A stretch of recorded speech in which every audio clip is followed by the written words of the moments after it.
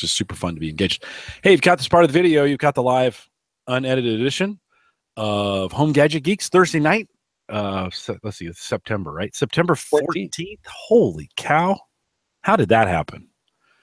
Nathaniel, that came up fast. Yeah. Once August 28th, 29th, 30th came around, then September was like lightning. You got the holiday weekend, and it's hit the ground running. Yeah, you come back, try to make up. You try to work 5 days and 4. Then you try to recover from that over the weekend, and then yeah. So if you got this, if you're listening to this, we normally edit this part out. Although, if you're a Patreon subscriber now, if you go out to theaverageguy.tv and look for the Patreon link, it's over on the right-hand side.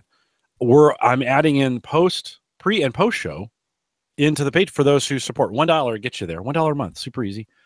Just become a patron, and I'll give you a pre and post show video and audio. So however you want to get it, you can get it just like the podcast that's available to you. So that's available on Patreon. I'll mention that again here for the live folks. But let's see. So we normally edit this part out. If you're watching on YouTube, hang tight. This is long play. We won't go for 3 minutes. This is not this kind of show. So if you've got this far, and I don't know why you would have, but if you've got this far, yeah, we're going to be around for a while. So pop some popcorn. I actually did that a little bit earlier. So wow, you went through it fast. I know, I was hungry. You guys should have seen him before. I was just shoving it in his mouth like Cookie Monster. I was trying to get through it before we started. Popcorn is a snack of the gods. Mm-hmm. I love it. All right, well, so we'll get started here in just a second. Sure.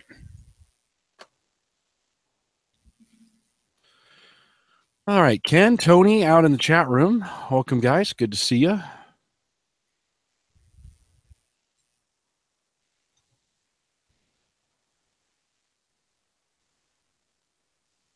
You want to join us in the chat room? If you're catching this, you don't normally watch it. We are live every Thursday, 8 p.m. Central, 9 Eastern, out at theaverageguy.tv/live. And we'd love to have you come out on the live show. We get the same dozen or so ladies and gentlemen each week as we do this. We'll love to have you as a part of it. Join us Thursday nights, 8 p.m. Central. Somebody, Nathaniel, in our Facebook groups for work today, he has literally registered for all the groups. I saw it in his thing, and then he's like, well, how do I get to them? I'm like, well, you registered for them. How do you you're already in them. And he is pinging me like, oh, I don't know what I'm doing. I'm like, no, you're a member of those groups. You're looking your where would they be? Probably not in his shortcuts, but maybe in his groups. Facebook groups? Uh-huh. Yeah, there's a shortcuts thing, and I think you say see more. Yeah. I hardly ever use it on the web or on a computer. It's all on my phone. Really? Yeah, and then it's like, oh yeah, under Explore, there's a groups tab. Yeah, it's a little bit different. I use the website a lot at work. Huh. And so he probably joined the groups and then wasn't aware that he had, or I don't know. It's always interesting. I've never had anybody be in the groups and then not be able to find them again. This is kind of a first for me. Emily, welcome. Good to see you out there. Emily, Ken, Tony. We'll get a few more as we wrap it up. Daniel, we've been a lot of discussion around Bitcoin and over the last couple of weeks. And so I've been running a nice hash, the one that Dwayne talked about 2 weeks ago. And today, I've also been using Marlin, which is a miner for Josiah coin. And so I harvested about 1,500 of those coins. They're not worth very much. I mean, it's worth $6 a thousand. So that's like $10 worth of coin, right? And I was like, oh, okay, I'm going to switch over to this nice hash and see how it works.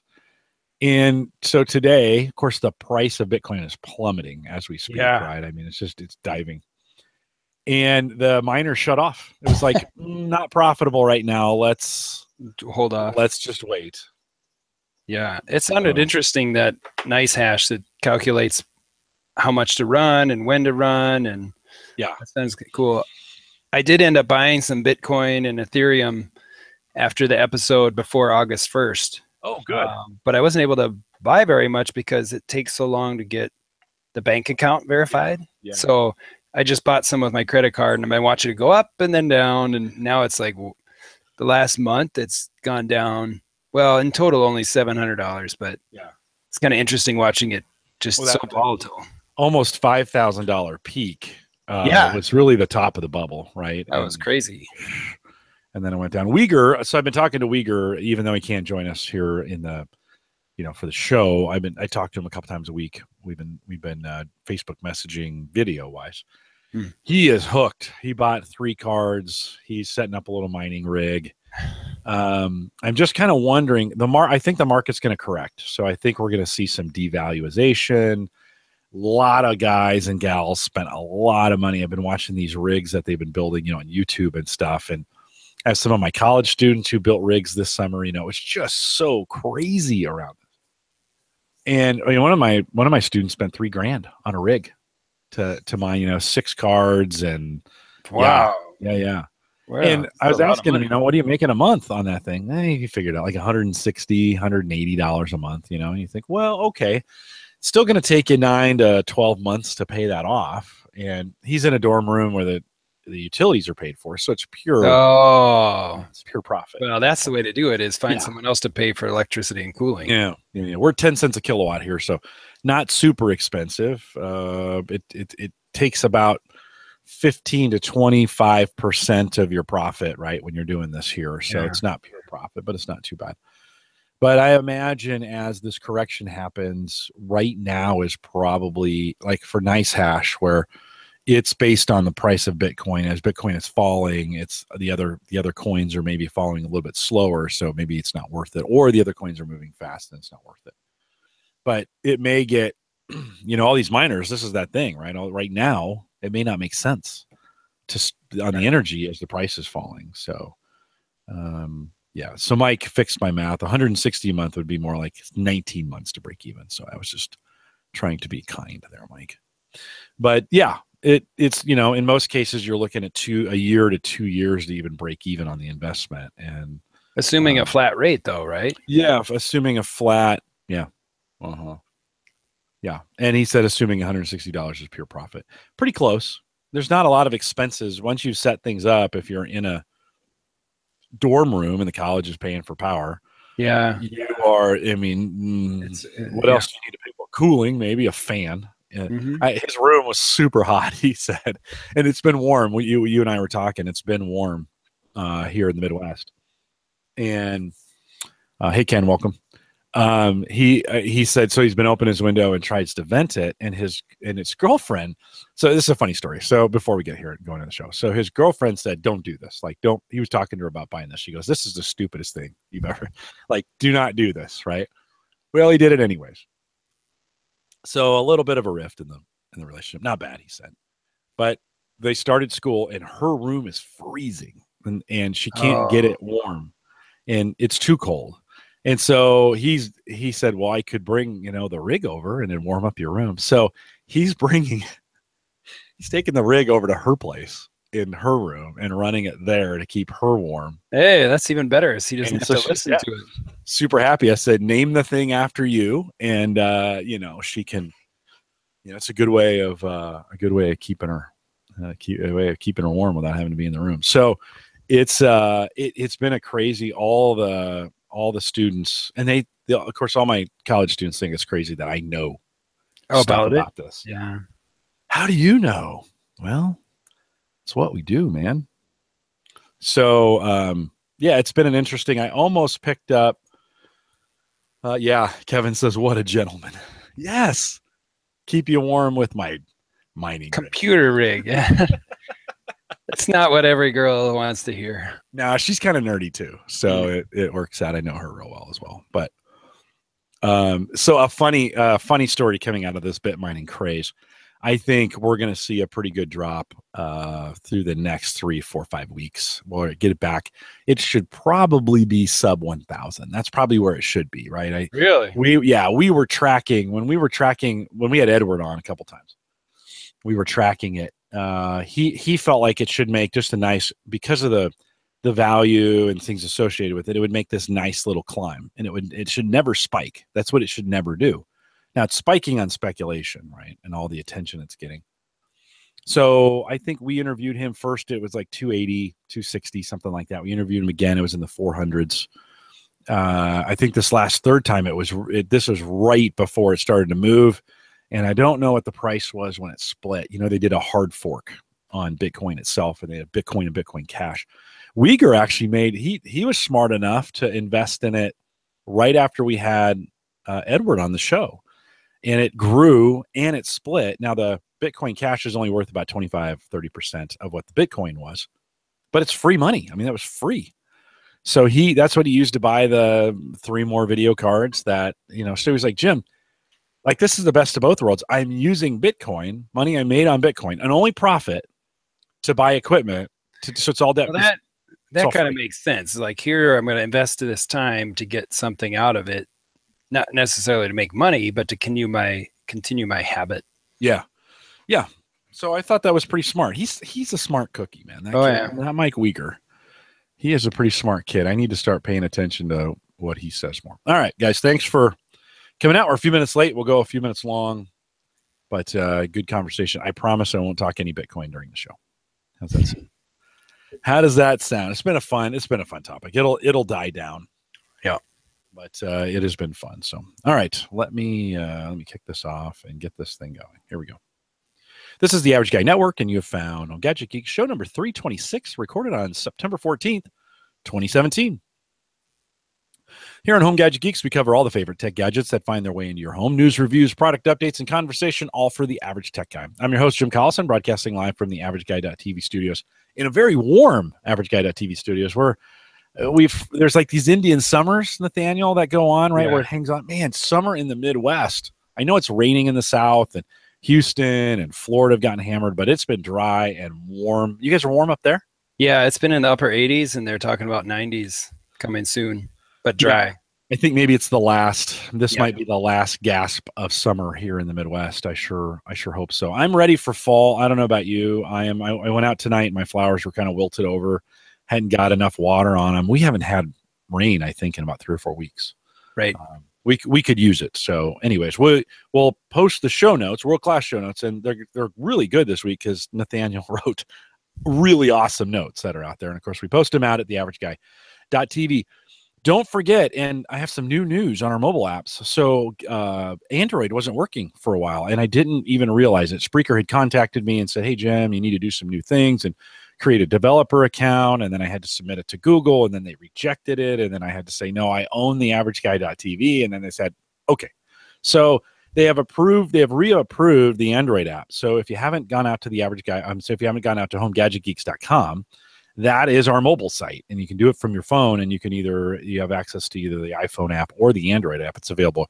It is working. Someone contacted me, and I couldn't find the email. I always feel bad when I do that. So if you're listening to the show and you contacted me and you said, hey, it's not working, thank you for doing that. I always appreciate it when you guys let me know things are messed up. I never get mad. It's always great. So let me know, and things aren't working the way they are, but we've got it fixed. So HomeGadgetGeeks.com. Best way to listen to it on the road, mobile. It's just a great little app. It does what it does. LastPass sponsors that. LastPass is coming on early November now. I've got Amber confirmed on that, and we appreciate their sponsorship of that app. Both Android and iPhone work, and we appreciate LastPass for their sponsorship. I mentioned Patreon in the pre-show, and the best way to get speaking of the pre-show, we had a pretty interesting conversation in our pre-show. If you want to get access to the video of the pre and the video of the post, or audio of those, we make those available now for as little as a $1 a month pledge on Patreon. And if you head out to theaverageguy.tv, click on the Patreon link, that'll get you there as well. We appreciate your sponsorship of the show. And don't forget, I got asked this a couple times too, we have video RSS feeds. I don't know if everybody knew that.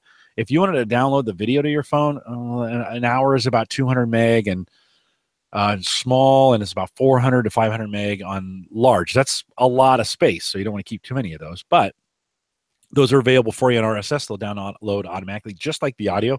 And I don't know why you'd want them, but people do. I get 100 of you to download them, both small and medium, or small and large, every single month or every single show. It's crazy. So if you want to do that, those feeds are available in our subscribe links. Go out to theaverageguy.tv/subscribe. One more reminder, Home Server Show Meetup is coming up September 29th.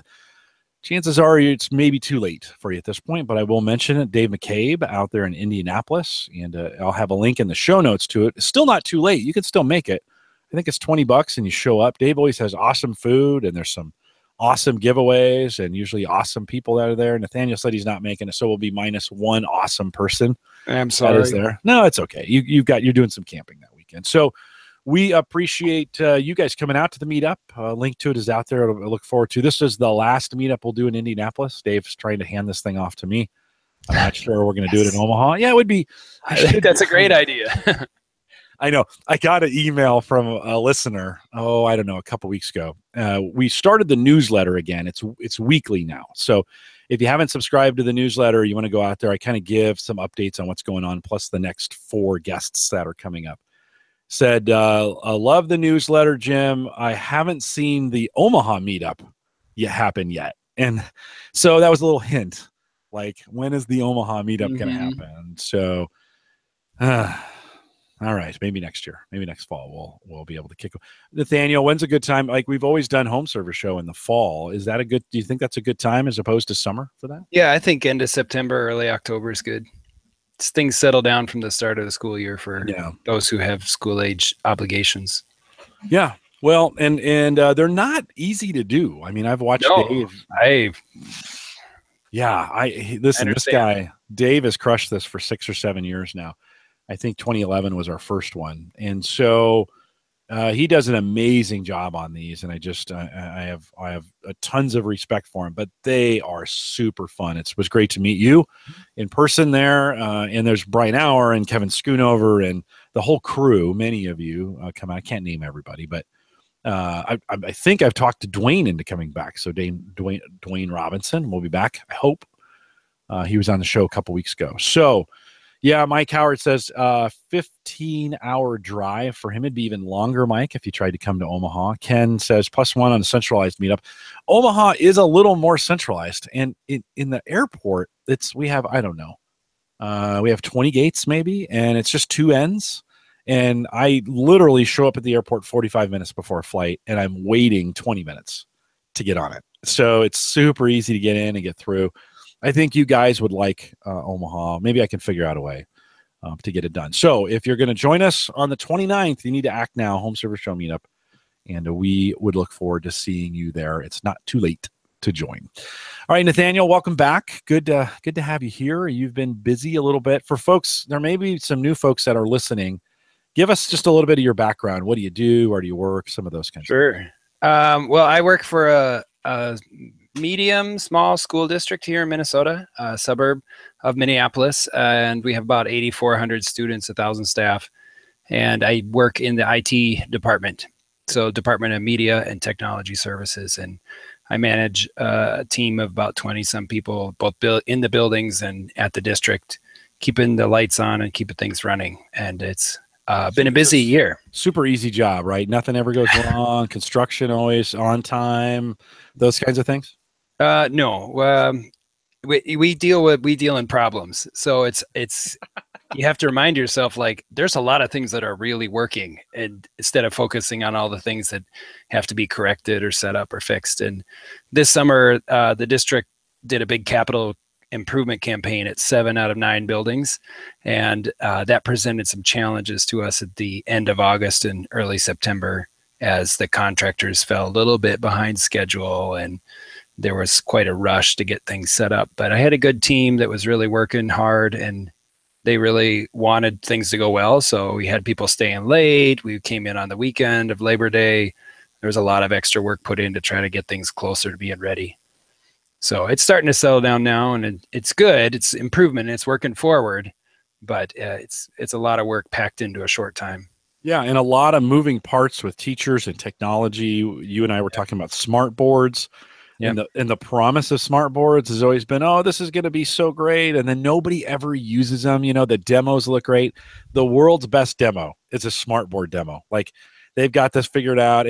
But you have to go to training for like a month to know all the, got to hold your hand right and tap on your head while you rub your tummy to make those things work, right? I mean, do you see that where they get new technology in and there's kind of the promises of it and it just doesn't come to fruition? Yeah, there's a lot of things that sound good and you get it in, and a few years later you realize it's not quite what you thought. But whatever it is, there's always like a bell curve. There's teachers who really incorporate it, learn how to use it, and just do an excellent job taking advantage of the tools they have. And then there's a bulk that use it a little bit, or some, but not, could get by without it. And then there's some that have no idea that it's even there.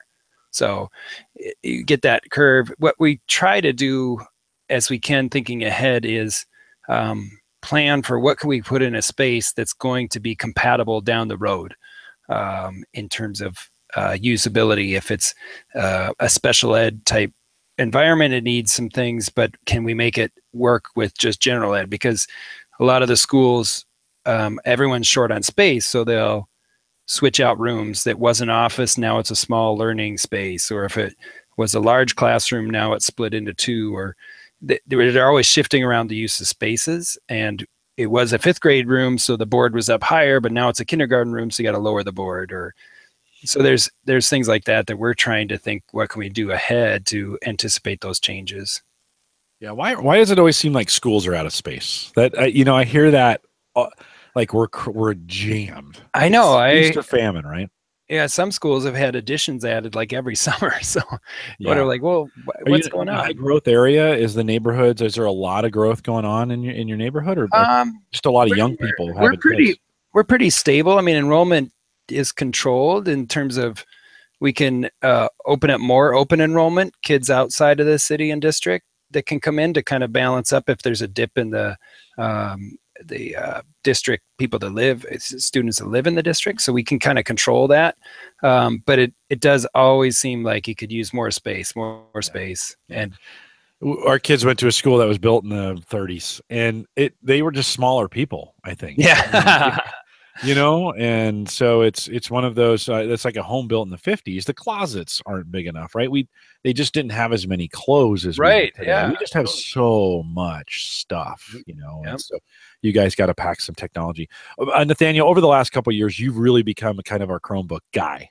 Yep. I don't know how that's happened, but it has. You're kind of our Chromebook guy. We bring you on. It seems like once in the spring, once in the fall, to kind of talk about how things are going. It's a new year. Did you guys roll out new equipment, and what have you guys been looking at from a Chromebook standpoint? Right. So we're a big Chromebook district, 6 through 12. All the students have a device. So some students bring from home and they want to use a MacBook or they want to use Windows. We're trying to be flexible in the sense that students can pick the device they need. Our requirement, it has to run the Chrome browser. So we have some students that'll bring iPads and run Chrome, but it's on them to figure out the workarounds and make it happen. But the Chromebook has been good for us in the sense that it's a lower cost price point device. It's incredibly easy to deploy and troubleshoot. And other than it being a cheaper priced laptop, it's, you have repair issues, but it's been a good device. It's compatible with Google Apps, which we use a lot. So this year we didn't do a big buy of Chromebooks because we're kind of stable, and we're pausing a year on device deployment. We're covered where we need to be, but we wanted to put more money into infrastructure and AV. So we upgraded a lot of projectors, wireless, and those kind of things that are in the background. But the Chromebooks we have been playing with last year, and we're deploying more this year, are the touch-based Chromebooks that can support Android apps. And so I've been playing with a couple of those from Acer that we've been looking at. And this one here is the Acer R13, which is fortunately silver, so it looks like a MacBook, and that's appealing to people. It's intentional, right? Yeah. But it's a 13-inch screen, and it's a 1080p, so it's got the high-resolution touchscreen, and it's very light, just a little over 3 pounds. And it is an Android supporting model, so you can flip it into a tablet mode back on itself, and then just use the screen and a pop-up keyboard on that. And it's fast. It's a good, quick machine. It's running Chrome OS. And what's the retail on those? 300-400? Is that about right? Yeah, I think I know that. I think they're $479. Yeah, I was going through. I think that in that model, it's $4 say in the fours somewhere probably. Yeah, I should know that, right? Let's see, Amazon. No, you didn't pay for them. You the school district picked them but up. I'm very conscious. Yeah, I know. It's. Do you think 380? So about $400. But and do you think that's the sweet spot for these Chromebooks? To be honest, if you go too cheap, no. So, really? Okay. Yeah. So our this is a high end device from our point of view. So then, as a district, we have to buy a management license to go with it, which is $25 for the life of the device, so that we can manage it with the Google Control Panel. And then we actually have switched to paying for a third-party repair company. Rather than, we've been doing self-service repair for a while, and it just got to be too much. And then what happens is we invested in a model, and it was great, but then the repairs started increasing as the life of the device decreased. And so then it was harder to get parts. The parts that we could get got more expensive over time. Right. So, and that makes sense, because if they discontinue a model, they're not going to keep making parts, and the vendor's not going to want to, keep them alive. So we've been using a third-party repair service that kind of guarantees it for 3 years, and they'll fix anything multiple times. You just ship it out, wait a while, it comes back. And especially in that middle school years, we tend to see more repair requests than later in high school. Yeah. Well, it's just a natural conclusion to length of time, divided by abuse times what the parts are made for. Length. And so there's got to be some economies, I guess, for these companies then that are servicing these, where they're servicing it for you. And, right. Yeah. So, well, they'll buy a big stock of 200 just to have to demolish for parts. And then they'll buy them back from us at some point. If we want to sell, if we want to get rid of a line, they'll say, oh, we'll buy all those. And they'll just, give us a credit, then stock them and do that. What we've been using more for the students is a smaller model of Acer called the R11, which is very similar, but it's more of a black plastic case, but it still flips back. It still does the touch. It's basically the same, except for a lower resolution screen, a little bit different processor, but it's a little more durable. It's got more heft to it. And what we're trying to do is see, with the addition of Android apps, does it make it a 2-in-1 device where the teachers will say, well, I need an iPad because it has the touch screen and it has this app ecosystem that's so robust. And well, if we can provide a Chromebook that can do both, that might be real beneficial. Are you finding that that model is doing better than the other, or is that too early in the mix? Well, the R11, the smaller one, we use with students more. And the R13 is really to kind of encourage our teachers to try using a Chromebook as their main device rather than a Windows laptop. Because honestly, we can take a teacher that has a broken Windows laptop and we get them a new one and get them set up. And that's, half an hour, 45 minutes to get files copied and get them set up, get their settings all done. And with a Chromebook, whether it's a student or a teacher, we can swap it out in 5 minutes. It's basically, can you sign in? Okay, see you later. Because everything's copied up to Google, the settings all transfer. It's just a quick turnover from our point of view. It's a selfish IT guy thing. This is less work for me. Yeah, well, you've purchased the infrastructure to be able to support it, right? That's just that comes along with it. Do you find, you mentioned the app ecosystem for Apple, right? Yeah. In the Chrome world, has it gotten better? Is that still legitimate? We hear this all the time on the Windows side. I mean, there's really very few apps on the Windows side that are worth anything. But on the Android side, are the apps there? Is it available? Is it working for them? Yeah, there's some. So what happens is your Chromebook will reach a point where Google blesses it to run Android apps. And there's a list of supported Chromebooks, and the R11 was a newer one. And then what you do, which is nice for us, is it's a approved list only. So nobody in our domain gets to install an Android app unless we pre-approve it for the domain. So they can't just get whatever they want, which is different from the Chrome Web Store. Right now, we allow the Chrome Web Store wide open, and generally, once in a while there'll be an app that causes a problem for a user that we got to help remove. But the Android apps, I haven't noticed a huge difference. So I'm looking for apps that are more friendly for touch and you'd want to use on a tablet versus why not just run it in Chrome. And, so ones like Google Earth is pretty sweet because it's really takes advantage of the 10-point touchscreen and being able to turn and zoom in and out. That works quite well. And then there's many, many sketch drawing apps where you can do painting or drawing or layers. Adobe has a whole suite of Android apps that you can use for free with an Adobe account. And then, of course, if you want storage and features, it's a bit of an upgrade, but they're good. Autodesk makes really good apps. They have a sketch one that you can use a stylus or a finger and start drawing and do layers. Someone mentioned earlier that the Samsung Pro looks really good. That's one that comes with a stylus. And I like that one, but I didn't feel comfortable with schools with that because it looks lighter weight, flimsier, and it didn't have HDMI out, if I remember.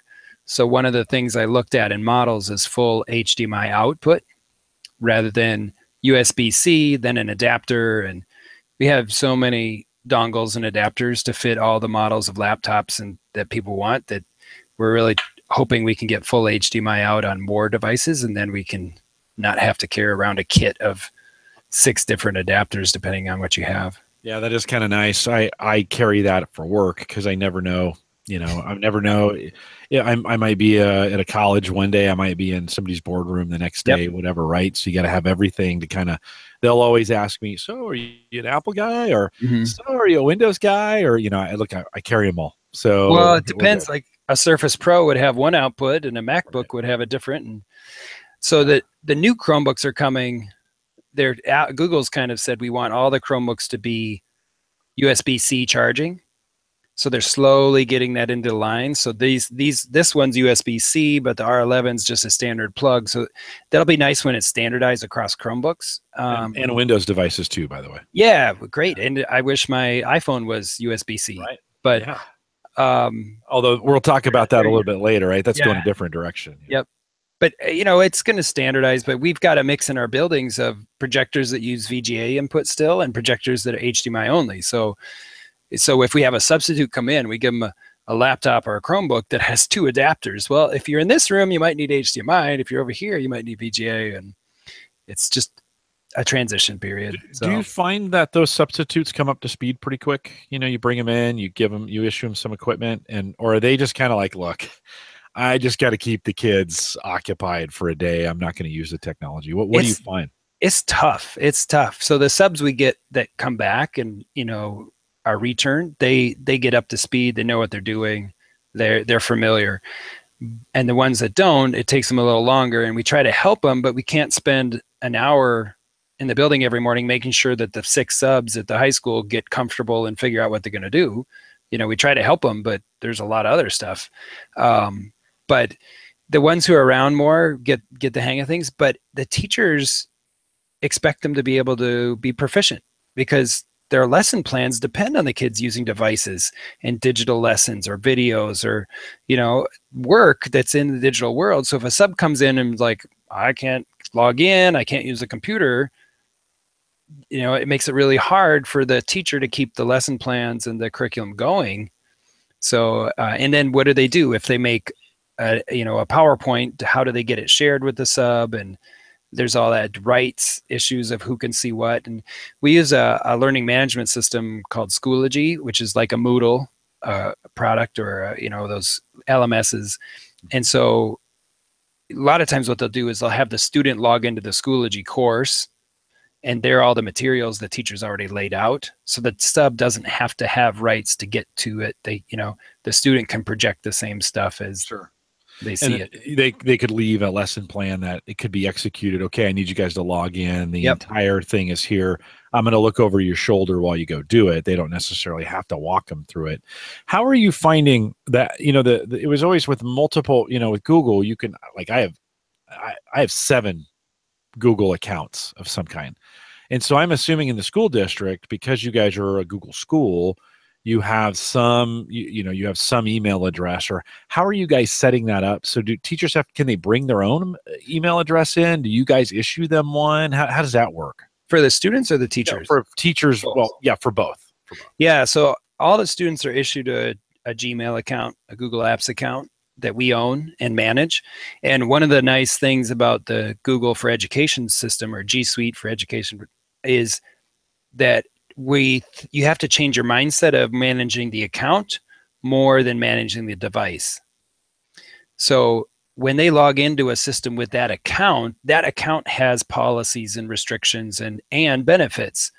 So if it's a personal device and they're logging into Chrome with their school account, they get the settings that we want per account. If they have a personal device and they log into their Gmail, we don't touch it. It's their business. So it's really nice moving a little more account centric rather than device centric. So we have some policies we apply per device to devices we own, but we can't apply those same policies to a personal device, which I think is a real benefit, whether it's a staff or a student. It's the account that we own and care about. So it works well that way. And we get some conflict. A lot of times teachers or students will be signed in their personal Gmail account, and then they'll click a link and it says, you don't have permission for this. And they're like, what? It's me. And we have to explain, well, it is, but it isn't. And right. Yeah, that can be difficult to use. Sometimes you have to completely sign out. I mean, you get it completely signed out. You switch accounts. Google Docs is really bad about this. You switch accounts and then it still will not let you in. Yeah, sometimes it's hard. Yeah, you didn't completely sign out of the other one. I have 3 at work that I use for various things. And switch in between them all the time. And I get that situation around.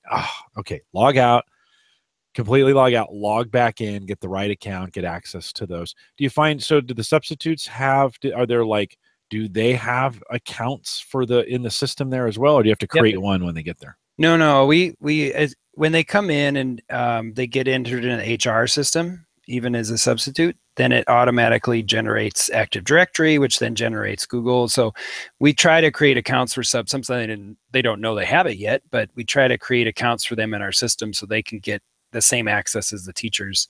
And what I always tell people with the multiple accounts, I'm like, use Safari for your Gmail account and use Chrome for your school account, or use Firefox in this. Keep the browsers separate, and then you won't run into this problem. Yeah, if you use that Ghost browser, I'll do a callback to a show we did back in the spring. So we had the Ghost browser, and that actually in the browser you can separate the accounts in the browser, and then kind of accord them off from each other. So you can still have one browser open and have multiple accounts in there. So it's pretty cool. It's mostly for testing reasons, but that would work pretty well kind of in this scenario. Any other apps that you're finding particularly useful or helpful on there? You mentioned Plex. Yeah, I'm a big Plex fan, like a lot of us, and the Plex app on Android running on the Chromebook works really well. So this is a 1080p laptop, so I just fire up the movie. It's in full resolution, streams for a couple hours. The battery life on this is a full day, so that's one of the selling points for the staff is like, you just charge this at night and then you use it all day. You don't have to carry your charger around from classroom to classroom or building to building. And the Plex app works really nicely. WhatsApp doesn't work, unfortunately. That's one I like to use because I can use it on desktop or on phone, but it doesn't work. Nah, don't worry about it. I don't know. But WhatsApp isn't written. So it's an Android app, but it hasn't been written to be ported to Chrome. Right. So you run into that occasionally. Do you find the kids are using WhatsApp quite a bit? Yeah, I use it with my staff and the interns that we have over the summer. Yeah. And it's mostly because they have a mix of Android and iPhone. And so it's much easier to do groups and texting. And we'd get into the building where we don't have a cell signal at all. So we'd have to go via Wi-Fi. And so if you're relying on SMS messaging of cellular data, it doesn't work. So it's been really helpful for us as we deploy and come back and try to communicate pictures. This is what I saw. What's this? It's been a good tool for us. Yeah, you guys have been doing this for a while now. Do you see a difference between the students today and the students? How long have you been using Chromebooks? 5 years? 4 or 5 years? Oh, yeah, 5, 6. It's crazy how fast that goes, right? Yeah, I'd have to look.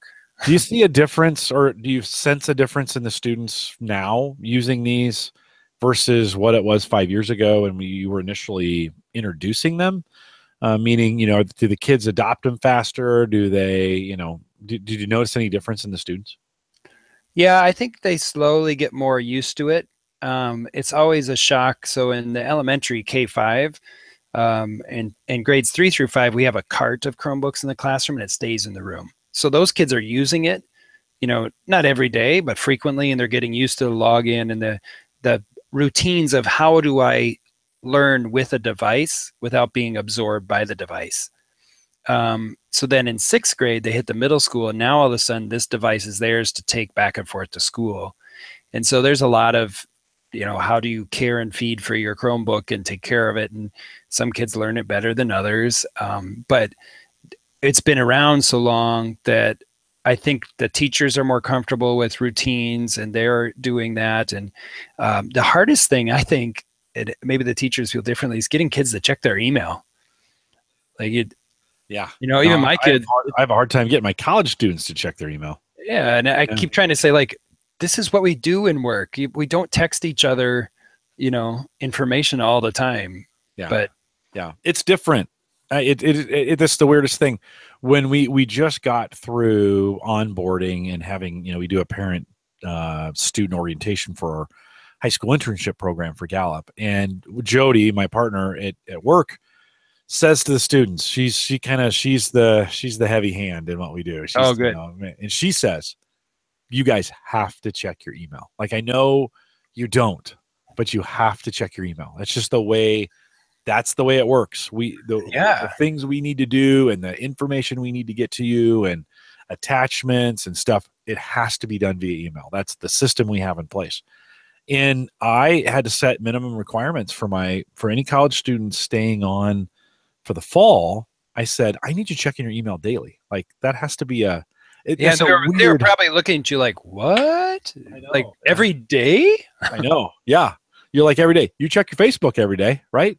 Check your email every day and put it on your phone or whatever. But it's just so different, you know. Yep. There's no social rewards for email, right? There's no pictures. It's just text. And at the same time, work.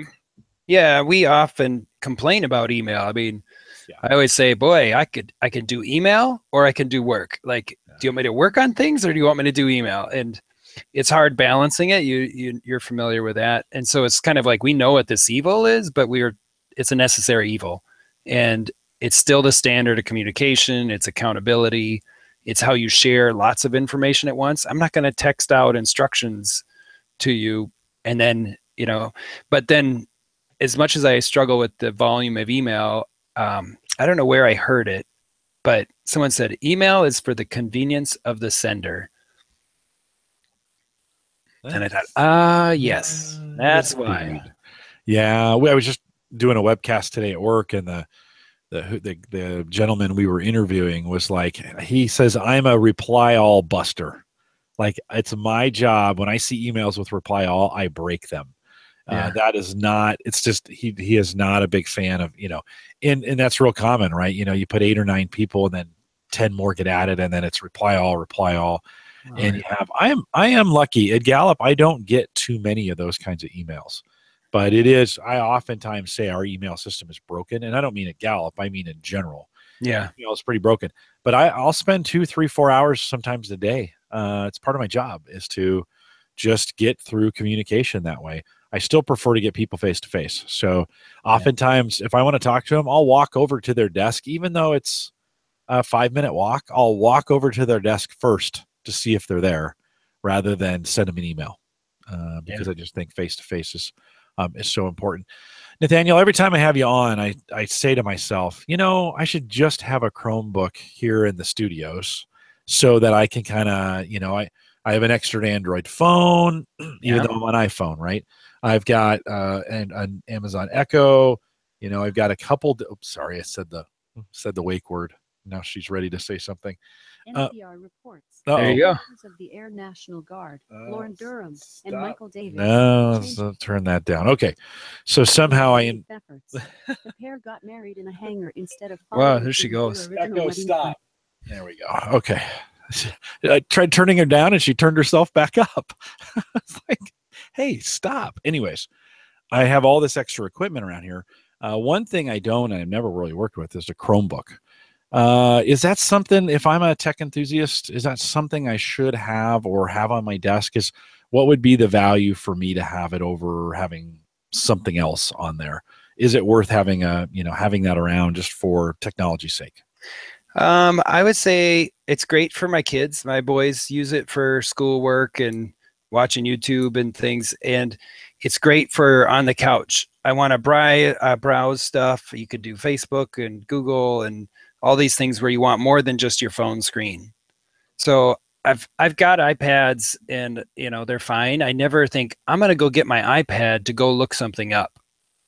So for me, it's like I'm going to use the iPad to watch Netflix or Amazon or play a game or something. But if I'm looking something up or I'm reading articles, a Chromebook's good for that. It's a good couch type thing. Or it's also fits well for someone who doesn't want to do computer maintenance.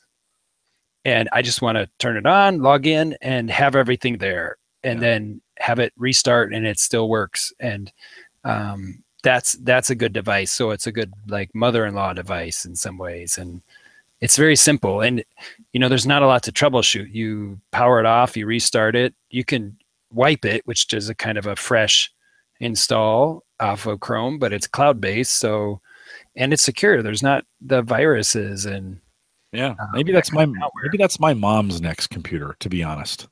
We got her on a Windows 10 box, and that'll probably last a while. It's we bought her a pretty inexpensive one.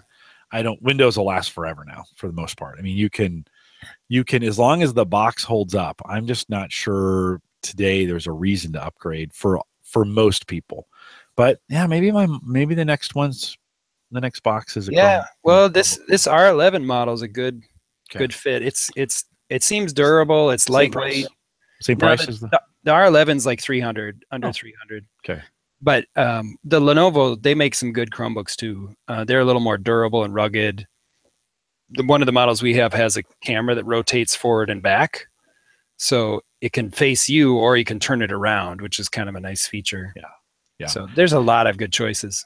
Yeah, I'm at work and we're a Windows shop, and so it makes no sense. I've even taken my own equipment to work, and I never get a chance to use it because I need to be on my work issued equipment. We could, but I've taken my Surface Pro 3 to have kind of as a backup, and I've tried using it, and man, my work laptop is just really good, right? So at work, I'm on that all the time. Good job to your IT crew. Yes. They make you want to use their device. Right on. And it just works great. It's Core i5. It's got 8 gig of RAM. I never had a little SSD in there.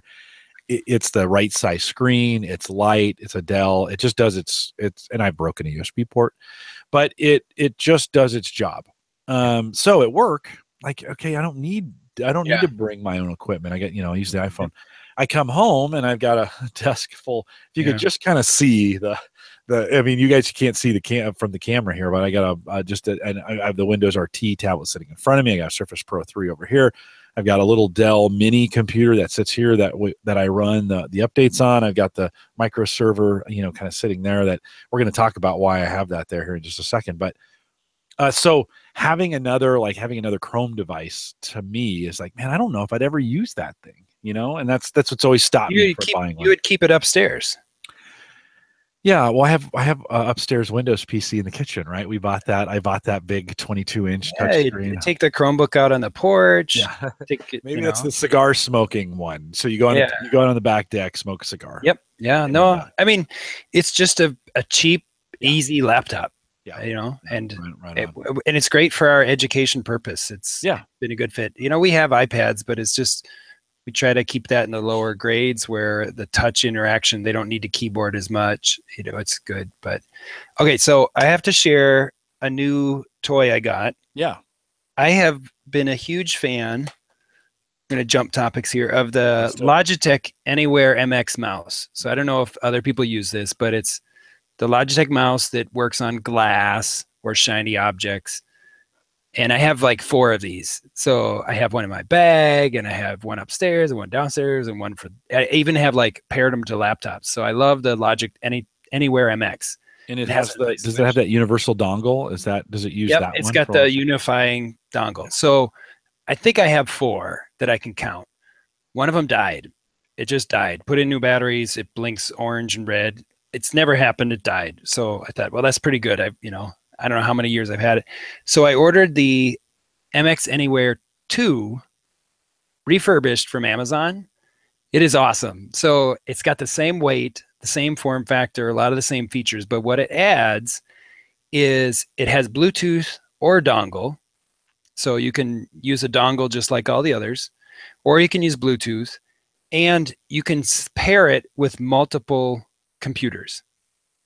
So you have a little button that you can choose 1, 2, or 3, and I pair it with the Chromebook as 1, and then I paired it with my work laptop, Windows laptop, as 2, so I can switch back and forth without having to move the dongle. And it has a rechargeable battery instead of AA's. But so it has a dock that you put it on then? No, it's just a little USB mini micro front. Yeah. Like some of the other Logitechs.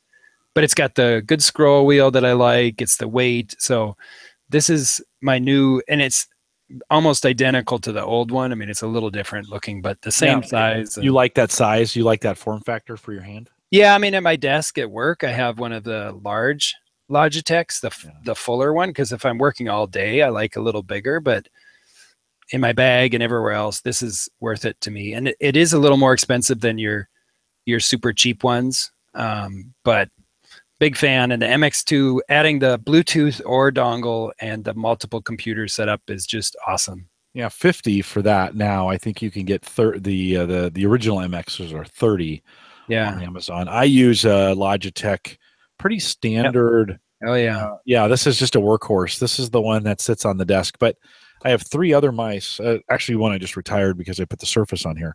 But this is a Microsoft, a little Microsoft mouse. It's got you store. You can. They call it the blue laser. I think so. Yeah, I think so. Been just a workhorse. Actually feels really good in your hand. It feels solid, and it's small, so it travels well. You can pull that dongle out.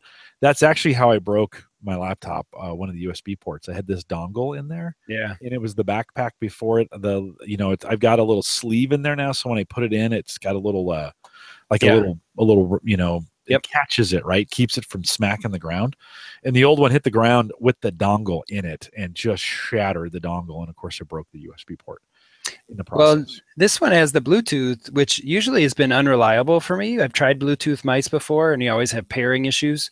But so far, so good. I haven't had a problem. The only thing I don't like is that the MX1 had a large slider switch for turning it on and off. So you just slide it off when you throw it in your bag, so it's not running battery. And this one has a really small fingernail switch, which is a little more work. But otherwise, I've been really happy with it. Good find. And a little hard to remember sometimes. Yeah, $22 refurb on Amazon, so you can get it cheaper. Oh, so 50 new, but you got it for 22. Nice. Yeah. So worked fine. That's big win.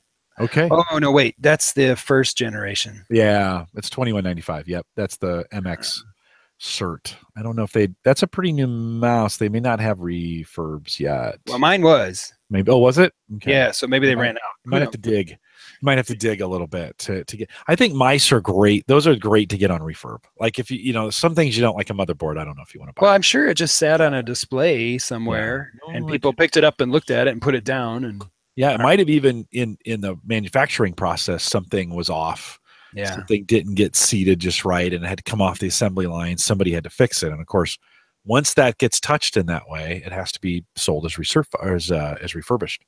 Yep. So it could be as easy as that. It also could be oftentimes they have a bad part that they've put in a bunch of them before they figure it out, and then so they pull them off the production line. They get China. They get somebody to swap them out, and then they sell them as refurbs, and it's a great way to get it done.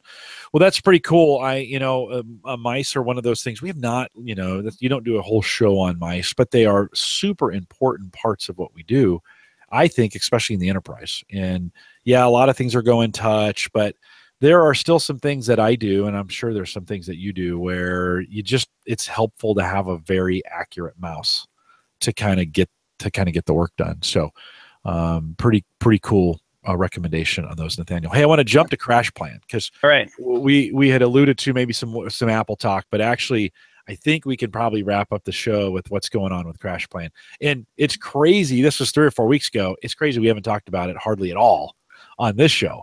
And Dave McCabe covered it. If you listen to Reset, Dave covered it, right as it was happening. And so by now, I don't know if we need to kind of cover the basics because most people know what's going on. If you're a CrashPlan customer, they have decided to get out of the consumer business. I think it's that simple.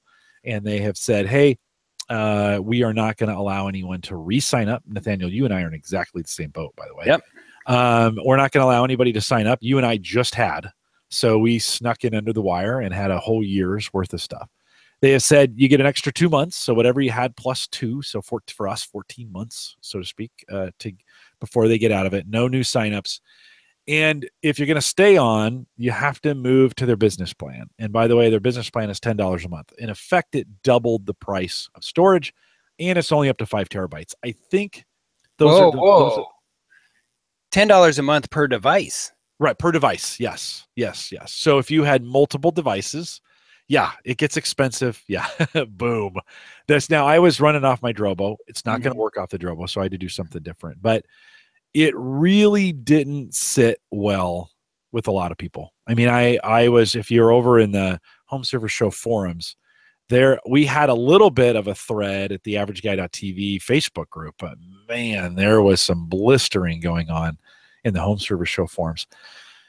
Nathaniel, talk a little bit about your setup. I mentioned you had just purchased, you're going to get some extended time on it, but how do you have things set up? How much storage did you have over there? And let's kind of walk through what some of our options are. Yeah, so this was a surprise to me too when they sent out that email. Yeah, everybody. Because I was always under the impression that they use their consumers to sort of beta test and kind of get a feel for things, and then they roll it up into enterprise. And I think they flipped that model, where enterprise is their number one focus. And they've really tried to, I think, position themselves more of a security company, not just a backup company. So we're going to protect and index your data and, data loss prevention in addition to backing it up. So, and I think that's fine. It was just kind of, a surprise for everyone. So immediately I started getting emails from friends and family saying, well, what do you want me to do? Because I had positioned myself as a backup target for so many friends and family, and I will build the servers, do the storage. They can just back up to me for free using the client. And I don't even know how much terabytes of data I'm storing for people, but they're all like, what now? And so, I don't know. I just told them I don't have an answer yet. You have a server, you don't know exactly how much you're storing for them? Give us a guess. What do you think? How big is that server that you're using? Most of it's on a Windows Home server. Okay. So at the 2011 server where I'm using DrivePool. Yep. And so most of it's there. Then I have some on a Mac Mini. But I would guess, I don't know, I'd have to log in to look, but probably 6 terabytes. Okay. So quite a bit. Other people's stuff. Yeah. But it's part of the fun. You build the rig, you use DrivePool, you grow it, you monitor it. And, it's, for me, it's like, please don't bring me your laptop and tell me you don't have a backup. Right. So that's how I used it. And I appreciate that. So I don't have a good answer yet. I don't know. I've got a year. Well, let's talk about your setup really quick. Yeah. So you've got 6 computers that you're paying for. Were you on the family plan? I'm on the family plan. I back up to my own computers. I back up to a friend, and I back up to CrashPlan Central, their cloud. Yeah. I have 6 computer clients running the program. It's 3 Windows, 3 Mac. And all total, I have 1.2 terabytes of data that they are storing. So I logged into my account and I looked like, 300 gigs here, 600 gigs there. Most of it is music and photos. So my music library gets backed up, all my photos, and then data, documents, probably a lot of miscellaneous stuff I don't really need. And I guarantee there's some duplicates across computers as I've migrated from an older iMac to a new Mac Mini or to a new Windows desktop. So there's if you put it all together, there'd be a lot of duplication. So 1.2 terabytes of data up there. I could definitely take some time to pare it down under 1 terabyte. So as I'm looking at options, I'm saying, okay, let's just predict that I have 1 terabyte of online storage to pay for. I don't have DVD rips. I don't have TV recordings from Media Center. I do have home videos and home movies. No, and you should. That's valid. It's legit. Yeah, no, right on. Yeah, and did you listen to the reset episode that Dave did? Yeah. Because he was pretty hard. I sense a little defensiveness in like, I didn't have rips. I don't, because he was pretty hard on the community. And then some people do that, and I've always taken the attitude of the others of like, I have the physical disc. If I lost all these rips, I could just rip them again, and I could probably do the same with music. I'm just lazy, and reality is the music isn't as important digitally anymore because I either have the disc or I can subscribe to Google Music or Spotify. So the music's even less important. So I could pare it down. I could definitely go under a terabyte, and I could probably do less if I wanted to put effort into it. But one of the things I loved about CrashPlan was the peer-to-peer backup, whether it's in your house or to a friend, that was unique. And as far as I know, there's not another tool like that. And if I'm wrong and somebody, knows some, let's talk. Because, someone said, well, what about BitTorrent Sync, which now has a new name like Resilio or something. But a sync's not backup, and Dropbox is not backup. And Google Drive is not backup. So I'm not looking for that kind of tool where I want this data duplicated across devices. So, I have 17 people backing up to me, and I don't really have a good answer for them other than, well, you've got a year. It's not till October 2018. It's still going to work for a year. It's fine. We got time. But what's been fun is so many other vendors have jumped on this and said, hey, are you a CrashPlan user? Come look at our product, and here's how we compare. And CrashPlan, the company Code 42, did partner with Carbonite to offer a discount if people wanted to switch to Carbonite. Since I kind of grew up on CrashPlan, I have this aversion to Carbonite and Mozy because they were big competitors. And so it's kind of funny that they're like, oh, just go to our friends Carbonite over here. There's limits to how Carbonite works. It doesn't do external drives. It has limitations on versioning and things like that. It's a good tool. It definitely, people can use it and get what they want out of it. It just wasn't right for me. And so I'm not looking at that. So a couple paths you can take in a household like mine where you have multiple devices and you have this management of IT idea. And you can try to centralize your data into one place, like a NAS or a server. And you can try to either back up clients to a NAS, or you can try to say, I'm going to store all my pictures on the NAS. I'm going to store all my videos, and I'm going to centralize the stuff I care about in one place and then back that up. So that would be your Synology, your Unraid, your QNAP, your Windows Home Server. I'm putting my data in one basket, and then that gets backed up offsite. So that's one path I could go. I haven't really worked that way a lot because I've been using CrashPlan, which is more a distributed model of each client backs up on its own. And by the way, their emails that they've been sending lately about your device status, about which one's backed up or not, terrible. It's so hard to read. I like the old emails better, but it's going away. Whatever. I just get picky. No, I think it's fair. Mike has been, Mike Howard in our chat room, he was in a situation. We're fortunate we had paid for a year, so those things will stay around for you there. Although I've already ditched it. I'll talk about that here in just a second. Yeah. But he was mentioning that he has more than 5 terabytes, and there is a 5 terabyte limit, and migrating is not an option with 5. They're going to delete him, and so 5 terabytes takes a long time for a lot of people to get there. Or in Mike's case, Mike, I don't know how many you have total. I know it's a lot. That's just not something you do over the weekend. I've been doing some backups. I've been doing some re-backups because I made a mistake.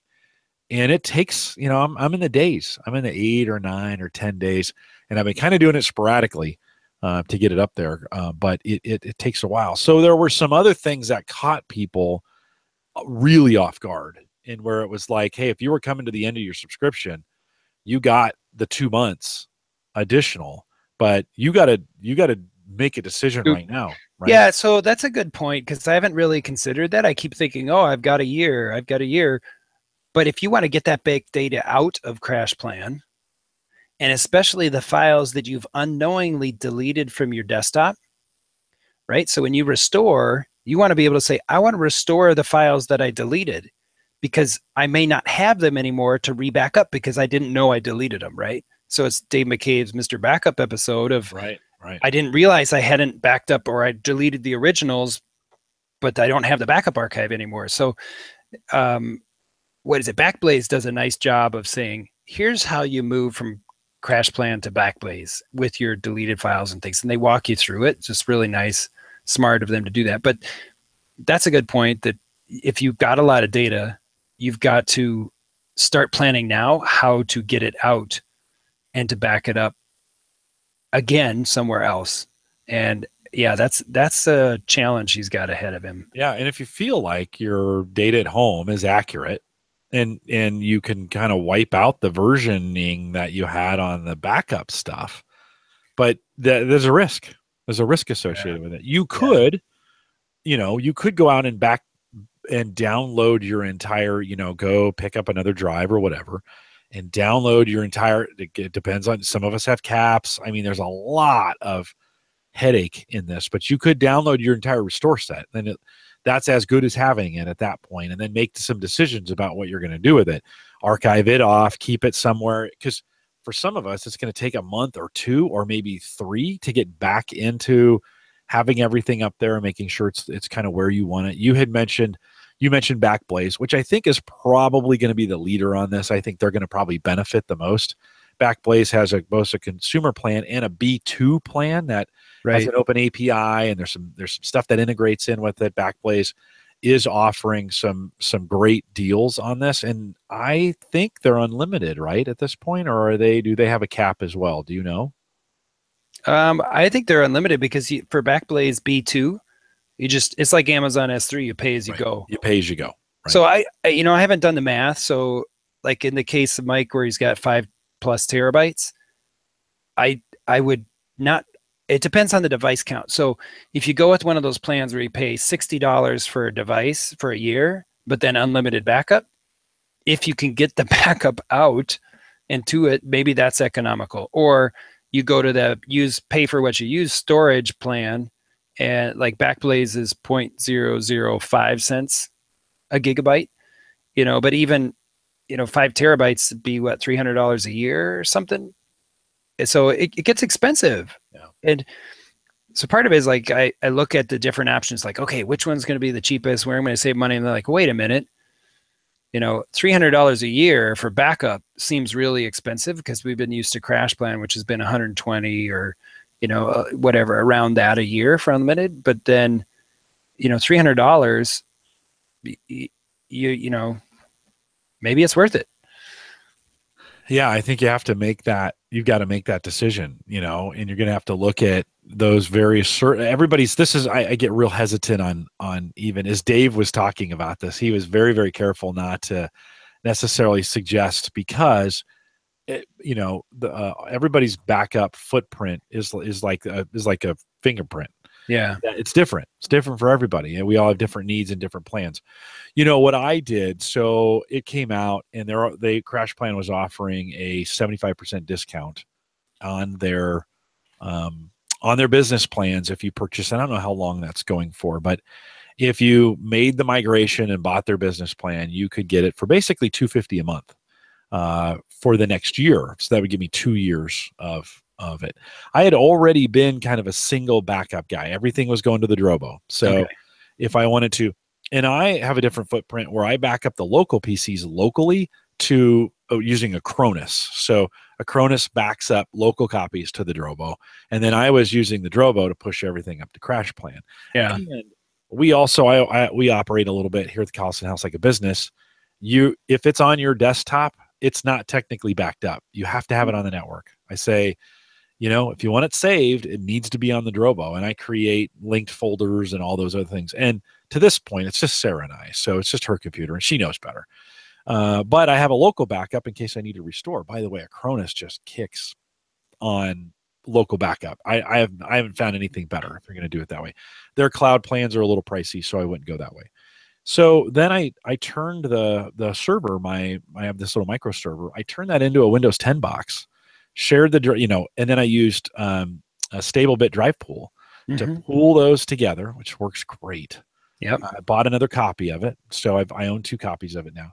And then moved the Crash Plan, put the Crash Plan Business, I think it's Crash Plan Pro, on that box and began the migration. Now, this is where I screwed up. I really thought I had it figured out where I was going to associate, you can adopt one backup with the other. And what I didn't do is dig deep enough down, and I associate it. You get one shot at this, but I didn't do it right. I didn't associate it with the new drives. I associated it with it created some kind of like, they're not ghost drives or phantom drives, but it created the old drives as it saw them. Oh, yeah. And I said, yeah, put them there, thinking those were the new ones. And then and then it was finished in like 15 seconds. And I'm like, what? And it kind of did like a shadow copy. Yes. Yeah. And I'm like, crap. Now I only have a terabyte. I'm like you, 1.3.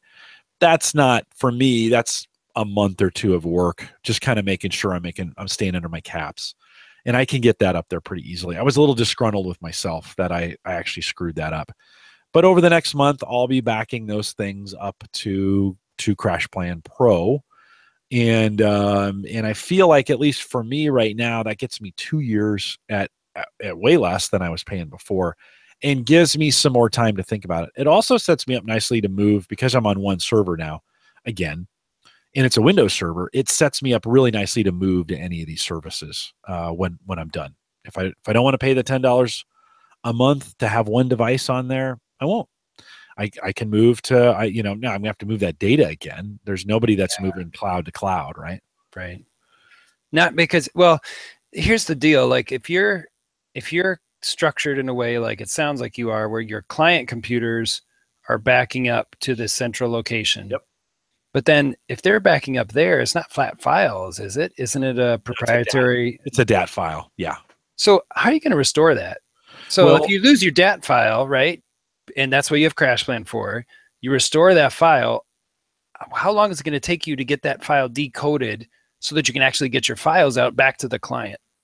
Well, in this case, this is where Acronis is really, really good. So it also stores a copy of Acronis, but if you don't need that, you can bring the new computer up, get Acronis on there, point it to the box where it's at.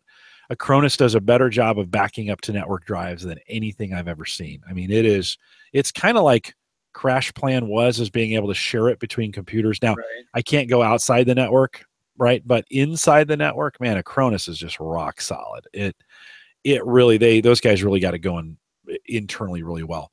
And then I just grab that file and bring it in. What I'm not protected against at the moment is the complete disaster. If my house gets wiped out, and I lose those computers, I'm going to lose those local backups. I know they're just not going to be there. I don't move those local backups anywhere. I have thought about cloning those backups and moving them off site somewhere. I could do that. They're pretty large. They're versioned. I could do that though, Nathaniel. I could take one of those and put it on OneDrive, and then I could pull that back down later off OneDrive, put it in a place I could get to it and restore it. It's manual, right? And it's just right. And they get pretty big because they're pretty versioned. And, and that's just one of those things. I mean, a 300 gig backup can grow to, 6, 7, 8, 900 gig with versions, depending on how you're versioning it. And but that's what I want, right? And at the local level, I want those to be highly versioned, so that if there's something I want to go back to 3 days ago or 5 days ago or 2 weeks ago, it's there for me. It's just those files get pretty big. I mean, I had some pretty big. I was over a terabyte for my own server here, because in my scenario, I make this show. I put these large video files. Acronis backs them up, but because they're versioned, it doesn't really get rid of them until 6 months or a year later, because they're buried in my backups as a version. Yeah, I don't know. It's difficult, and everybody's got their own situation and take on it, depending on how they use things. So, with 6 computers, I have stuff scattered everywhere. So to try to centralize it, it would take some effort to realize, okay, I'm only going to keep my picture library on this one because I know it gets backed up here, and everything else I don't care about. We're building this giant digital hoard of data that we somehow think is going to be super valuable down the road. And like the photos and the videos are, but somehow Yeah, it's tricky. Yeah, which I actually think, to be honest, you're better off with, especially with our phones, you're better off pushing your pictures into OneDrive or Google Drive or Amazon. And Amazon recently wiped out their unlimited photos. You're going to Yeah. pay a little bit there, but all of those phones have some automatic upload. You take the picture and boop, shoots up there. Right? Yeah, but what's going to happen a few years down the road when my Google Photos library gets so big that I'm like, how would I clean this out? And it's so much work. But you're going to have the same problem if they're local, right? It's big. You're going to, Yeah, what do you do? What do you do with it, right? You need some sort of tool to index it. At least Google Photos does a good job of trying to predict and organize. Yeah, it does. Yeah. So here's what I'm thinking. I've got some scenarios that I run through and I'm looking at, and no decision made, but I just want to kind of go over some things that I've been looking at and thinking about for our listeners that have been doing a lot too. I'm focusing, like I'm talking about my situation here. So I don't care about bare metal restore. I don't need Acronis or Veeam or some other tool to do a snapshot. None of my computers are business critical. Right. So if one craps out for whatever reason, I can reinstall as long as I can put my data back. I can reinstall the programs, the OS and all that. So that's not my concern. It's the data files I concern about. So Synology is an appeal. I don't have a Synology. I've been using Unraid and I like that. It's 90% just Plex server storage, but I could use that as a document repository. I could do that as a picture repository. I mean, and combined with Plex, you can really take advantage of that. And I know it's redundant in the house, but nothing on that Unraid is backed up outside. So I'm not using it as a critical storage. You can install Docker apps. So they have a Cloudberry client and others where you can take your data on the Unraid and back it up offsite, because it's a pretty nice tool. I've not got into that because I haven't had a need to. But if I needed to, I would go with something like a Synology or an Unraid and central storage it, right? And then I would have to be careful about making sure the data that I care about is put there, and then that's backed up. Now, Synology, I've been reading about, has a tool called Hyper Backup, which is new in version 6. And Hyper Backup allows you to back up Synology to Synology, and you select the folders in Synology that you want to back up. It doesn't have to be all of them. And you choose how you want it to schedule, versioning, all that kind of stuff. And you can back up Synology device to Synology. They don't even have to be the same models. So you could buy a newer one with a faster processor and then buy an old one that just has a bunch of storage. And what you can do, though, my understanding is you can take that second Synology and move it off-site. So you can put it at a friend's house or somewhere else. You'd have to know the IP address or the DNS, dying DNS of the remote site, but it could pipe over the internet. So there's your off-site, I control the data backup. So if I were to put a second Synology in my friend's house, I can seed it at the house, get 90% of the backup done in my house, put it at his house, and then it's just the incrementals going over. So it's the most similar to CrashPlan that I've found so far. But it depends on me getting the data I care about onto the Synology. So can I get my picture library on there? Can I get my photo library and music and videos? It's a potential. And then they have a different tool called the Hyper Backup Vault so that you can browse your backup archive, because it's a proprietary catalog, just like Acronis, where it's a big DAT file or something. So you're not going to have browsing around what's in the backup archive. It's compressed and encrypted. You can encrypt over the internet, so you don't have to worry about security there. So going across is fine. That's one way to do it. And I know Synology also has Windows and Mac backup clients that you'd put on your local device. So I could run my Windows computer with a Synology backup tool that would capture that stuff, and then maybe those backups would get passed to the second site. It's an option to look at. I haven't done a lot with it because I'd have to buy a Synology and then I have to buy another one and then to buy the drives from. So it's a pretty big upfront investment, but maybe long-term, it's a good idea. Yeah.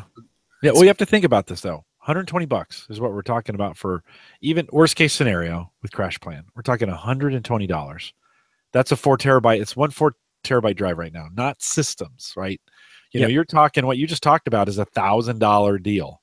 Yeah. You can buy a lot of hard drives. I mean, you can buy a lot of storage for that kind of money, right? Yeah. You know, it's like we had a pool And every year it cost me $500 or $600 to put chemicals in these pools. I could have bought a lot of pool passes for $500. Now, not as convenient because I have to drive the kids down to the pool and all those other things. But that being said, so I think we have to be careful. Like, now, here's the deal: we're hardware guys. Like, if you're listening to the show, chances are you're a hardware guy. You came over from Home Server Show. You've been hanging around a while. This is what you do. So we always start thinking of our own stuff. And by the way, the average consumer isn't even thinking about this stuff. Unfortunately, no, they don't. They're not. No, Yep. they're not. That's why, I'm saying, like, I'm thinking about my situation. So that's one. Yeah. If I had a Synology already, then it might be like, well, it's just an incremental cost. But yeah, if I were to concentrate all my data on the Unraid or Windows Home Server or just a Windows 10 client like you're doing, and then I pay one client to back up to CrashPlan or Backblaze or whatever, that's an appealing way to go. So that's sort of one scenario I'm looking at. I don't know if it makes sense. I've never used a Synology. It's got a lot of appeal because of the simplicity. I like the idea of moving to a simple appliance instead of building out an Unraid server and then cards and SATA ports and swapping drives and expanding. I like doing that stuff, but I also sometimes think, I should simplify. Yeah. But if we were going to move to per computer backup products, similar to the CrashPlan model where you got several clients, there's a few I've been looking at.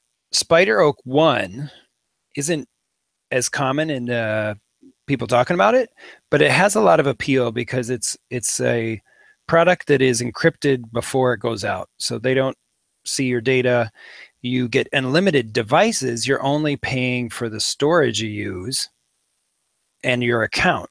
And then the devices that you have doesn't matter. So you have one account and unlimited devices, and you just pay for the storage. So with them, I was looking at it is you get a terabyte would cost you about $129 annually. So that's very similar, very reasonable. It's very similar cost and model as CrashPlan. What it doesn't do is local backup device to device, as far as I know, and it doesn't do peer-to-peer, but it gets your data off. So it meets that goal. One of the nice things they do is Spider Oak not only does a backup profile, I want my desktop, my documents, my pictures backed up, but it'll let you set up what I think they call a Hive folder or a sync folder. So you can basically build your own Dropbox and create a folder that you sync across your devices or mobile that goes through their cloud, but's encrypted and not like Dropbox where you don't know how secure or not secure it is. So it's kind of a nice add-on capability of that product, Spider Oak 1. And they have a business tool and things, but this is what I was looking at. The next one is Backblaze, which you mentioned is going to be very popular. They've done a good job of putting themselves out there as a alternative to CrashPlan. One thing that's nice about Backblaze is you can select external drives. So if you have not just your internal drives, but you can select external ones to be backed up, you can do two-factor authentication with Backblaze, which is a really interesting security model, protecting your data. And that's $50 a year per computer. So then that starts to get more expensive when you're paying per device. So whether you decide to back up all 6 devices or just the 1 or 2, you can kind of gauge it there, but then the backup is unlimited. They do have a groups plan, and they have, as you mentioned earlier, a B2 storage plan, which is like an Amazon S3. And you can use backup clients to back up to their B2 storage for a little bit less. We had Moro data on here a couple weeks ago. And, they have that box. They have a $500 NAS, right? And they just built in B2 integration for Backblaze, which is super cheap. So instead of using S3, which is what comes standard with the plan, you pay them $10 a month. And then they, this got me thinking, like, I need to rethink this Moro data thing, because this could be a real, $500 box, less complicated than Synology. For sure, you got 1 terabyte cached, and everything is then moving automatically for you into B2. And and again, you pay for what you have, and it's probably not the best plan for Mike Howard, who has 7 terabytes. But for most of us who have a terabyte and want it backed up, that may not be a bad option either. But as I look at, it's funny, I'm at Backblaze right now. They say like, welcome crash plan leavers. Oh yeah, yeah. Right on their site. Crash plan sure. home backup is gone. Learn how Backblaze stacks up is what they have. Oh yeah. And I would seriously look at their $50 plans because I've consolidated down to one computer now. Right. Really, I would consider, their $50 plan. It's and they're, here's the deal though, before we cover the rest of them, all of them, somebody has to pay for all this. And so as people are moving and they're dropping their prices, they're going to run into the same problem that Crash Plan ran into. Is someone at the end of the day, it's going to hit the bottom line and they're going to be like, guys, we're losing money on this thing. Right. You right. know? And you kind of have to think, well, if Crash Plan couldn't sustain a home model, what makes these other guys think they can? Right. Yeah. Right? They'll all tell you business, but then they get down the road and they're like, man, this business stuff is pretty profitable. Like, well, we're getting screwed on the home stuff because they all do. You get all these unlimited plans, get everybody that try and jam everything in there, to get all this stuff, and that's not profitable for them. It's enormous. It's an enormous cost for them. So Mike's 7 terabytes represent about 20 terabytes on the backside to keep track of all that, right? That's a lot of storage. Depending on how much versioning you got turned on there, that thing could be gigantic. So you start looking at that, and from a business perspective, and I'm not saying it's wrong. They said it was okay, right? They sold it this way. Mike took advantage of it. It's what he should have done, but it's just not sustainable. We should be very, very careful as we're picking these backup providers that we're just because it's the cheapest doesn't mean they're going to be around the longest.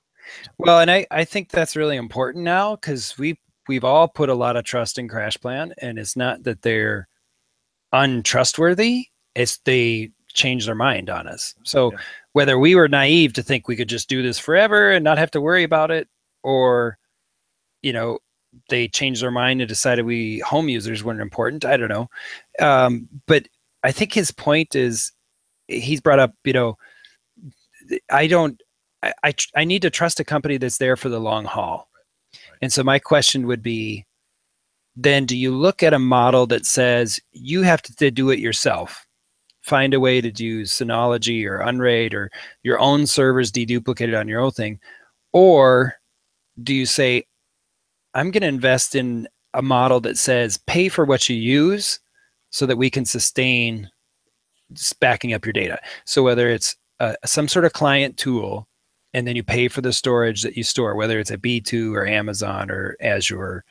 And then you say, I'm paying for this client tool that I like to use and separately for the storage so that I feel like I'm paying for what I get and I'm not averaging. So I'm sure Crash Plan and the other companies use a lot of actuarial type predictions of what do we need to charge to cover most users, right? So most users are not going to go over 400 gigabytes or something like that. And we got some that are 7 terabytes, but we got a lot that are 50 megabytes. They don't know what they're doing and they're paying the same amount. So I'm sure at some point those tables turned and they said it's not profitable. Right. Yeah. No, Mike had mentioned in the chat room, and I remember when he had this conversation, he visited their data center or one of their sites, and he told them what he was doing. Like, that's perfectly fine. Like in there, they were trying to gain market share. And so they were just telling everybody, yeah, this is great. Do it. Yeah, we challenge you to. We're good at this. And then that model matured. And at one point they're like, we're not good with this anymore. Somebody started looking at the bottom line and kind of saying, you know what, this is draining us, and we need to make a change. It always goes that way. So you quickly here, because we're going to run out of time, Nathaniel. Yep. This always goes so super fast. And Nathaniel has some some of the best show notes I've ever seen, to be honest with you. And I know I've said that before, but I really mean it actually this time. Nathaniel, you looked and kind of reviewed. This is kind of like my cloud storage guide that I have. If you on the site, a couple of years ago, I built this cloud storage guide, and a lot of them are the ones that you've listed here. Cloudberry. You have to think about Google. You could we talked about staying on the Crash Plan Pro. They're giving a $75 or 75% discount right now. There's OneDrive. I've seen a 5 terabyte Office 365 plan. So you buy this plan and they give you 5 terabytes instead of just the one. I've seen that. I need to track it down to see where that link is, but I know it's available. You could get up to 5 terabytes on OneDrive if you want to do it that way. Now, it's not always backup, and so most of the time it's sync, and it's not always backup, and you need to know the difference between the two and make sure you've got that set that way, right? Really, really important. Those are two different things in backup. If you're syncing the file, you're not backing it up. It's just a copy of what you have. And you have to make sure it's being versioned. So that's super important. Any other things you want to mention in there? Yeah, so the other ones that I looked at, so Spider Oak One and Backblaze are good. And Arc Backup, ARQ, by I think it's Haystack Software, is a really appealing tool. It's a very well designed backup client for Windows and Mac. And I haven't been using it, but I know it's gotten very good reviews for restore authenticity. So especially on the Mac, and it started out as a Mac only client where there's a lot of metadata around your files. Arc Backup has been known for being very precise about putting that metadata back in place. It doesn't strip out permissions. It doesn't strip out, and the Mac files are sometimes packages with files in them. So I know if you're a big Mac household, that's one to look at. And that's a account-based software. So you pay for an account, $50 an account, and then you pay for your storage somewhere else. So like Cloudberry, it's like you buy our software. I don't care where you put your data. You can go here, there, everywhere. Just we're focusing on developing the good software and the integration. Then how much you want to store is up to you. And so that looks like an appealing product. It has the usual destinations, so I'd look at that. Cloudberry has been very well known for a while, especially because it has server client versions, and it's a similar model of pay for the client, pay for the backup somewhere else, but they're a per device cost. So unless you consolidate your data, you're going to pay for every computer that you're backing up, and you pay for storage. They do have a free version, but it doesn't have quite all the same features. I haven't tried that, but I know it's respected. I think it's encryption and compression that get added to the client if you pay for Cloudberry. So if you only have a small amount, Grandma, I'd have to set it up for you and create your account at Amazon and do that, but it could be close to free for her. Google Drive, I didn't really think of this until recently, but Google Drive has a new tool called Backup and Sync, which is different from their Google Drive syncing tool, which is basically Dropbox for your Google Drive. But Google Drive Backup and Sync allows you to take the data that's not in that Google Drive folder and back it up into your Google Drive account. So it adds that local file backup into Google Drive, and you'd see under Google Drive a My Computers tab. And so you could back up your desktop and your pictures and things. And their storage is reasonable. It's $100 a year for a terabyte. So if you wanted to use that, you could have more than one computer. You can select your pictures directory, which may be in Google Photos already, but you could use Google as a storage and the Drive Backup Sync tool. I don't like that idea for me, just because the whole point of putting stuff as Google Drive is that I don't have to keep it on my computer.